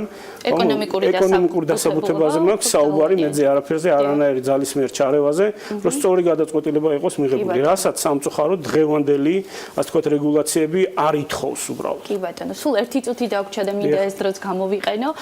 რაც შეეხება ეკომეგობრულ განვითარებას უძრავი ქონების სექტორში, ენერგოდამზო გამშენებლობას, რესურსების დაზოგვას, ბუნებრივი რესურსების დაზოგვას, აი ამ მიმართულებით რა რეკომენდაციები გექნებათ და რა ვითარებაა ჩვენთან? ბაზარმა თვითონ მოიტანა ეს თემა. ნელ-ნელა იქიდან გამომდინარე, რომ საცხოვრებელი სექტორი საკმაოდ ნორმალურად არის განვითარებული, ჩნდება კონკურენციის ერთ-ერთ პირობად ზუსტად ენერგოეფექტური მასალები. თავარი არის ახლა სახელმწიფომ დაადგინოს გარკვეული სტანდარტები, რომ დეველოპერებმაც და მყიდველებმაც იცოდნენ, რას ნიშნავს ეს ენერგოეფექტური საქართველოს პირობებში, რომ ჩვენ სწორედ შევაფასოთ, რას ვყიდულობთ. და მეორე იქნება ალბათ მასალები, რომელიც არის საჭირო, რომ რეალურად აშენდეს ეს ენერგოეფექტური შენობა. ამიტომ აქაც იქნება ალბათ გარკვეული ლაბორატორიის გაკეთება ქალაქში საჭირო, რომელიც დადებს დასკვნას, რამდენად მართლა ენერგოეფექტურია ის შენობები, რომელსაც ჩვენ დეველოპერები გვთავაზობენ. ბატონ ზვია, ძალიან დიდი მადლობა, დრო ცოტა გქონდა, თუმცა შევძელით, რომ თავად მიმართულებები მოგვეცვა და მომავალშიც იმედი მაქვს, რომ ჩვენი სტუმარი იქნებით და არაერთ საინტერესო თემას გაშლით. ანა, დიდი მადლობა დღევანდელი დღისთვის. მე კი ვეტყვი მოსახლეობას და სექტორს, რომ ჩვენც დავისახოთ რაღაც მოკლე ვადებში კონკრეტული მიზნები, თუნდაც კოპენჰაგენი კი ძალიან ისეთი შორი გეგმაა და ცოტა ჩვენი რეალობისთვის მიუწვდომელი, თუმცა მათაც დაისახეს გეგმა, რომ 2025 წელს უნდა შეხვდნენ, ასე ვთქვათ, მაქსიმალურად ეკოლოგიურად სუფთა გარემოთი ეგრეთ წოდებული პროექტი აქვს, Carbon Neutral Policy, რომელსაც ზედმიწევნით მიყვებიან და ასრულებენ თავისი კონკრეტული სამოქმედებებით. იმედი მაქვს, ჩვენც მალე აი ესეთი კონკრეტული სამოქმედო გეგმებით მივალთ კონკრეტულ შედეგებამდე. სრულად გიერთებელი კან ამ სურვილებში. მადლობა საინტერესო, რა თქმა უნდა, რუბრიკისათვის ტრადიციულად არც დღეს ყოფილა გამონაკლისი და დარწმუნებული რომ კონკრეტული მიზნის არსებობის შემთხვევაში კონკრეტული ნაბიჯებით ჩვენ შევძლებთ, რომ მათ შორის მსგავსი შედეგები საქართველოს რეალობაშიც აშკარა იყოს და ხელშესახები წლებს განსაზღვრავთ და შესაბამის კონკრეტულ მიზნებსაც რომელზეც წავალთ. მადლობა კიდევ ერთხელ ლიკა ქარდაოს და მის სტუმარს. ამ თემას არაერთხელ დაუბრუნდებით, როგორც გითხარით, წინ სახალხო და საჯარო განხილვებია იმ გეგმის, რომელთაც დედაქალაქის განვითარება უნდა მოხდეს. ასეთი იყო საქმიანი დილა დღეს, ხვალ 9 მაისია, მიუხედავად იმისა, რომ დასვენების დღეა, ვიტყობ იმედს და მაქვს სურვილი, რომ კვლავ ისევ დილის 8 საათიდან დაიწყოთ დღე საქმიანად, მიუხედავად იმისა, რომ შუაკვირაში ერთი დღე კიდევ ერთად უქმე დღე იქნება. ასე რომ შევხვდებით ხვალ დილის 8-ზე ისევ ტელეპიროზე და რა თქმა უნდა ჩვენი პარტნიორი რადიოების ჰერეთის და თბილისის საშუალებით მოგვისმენთ.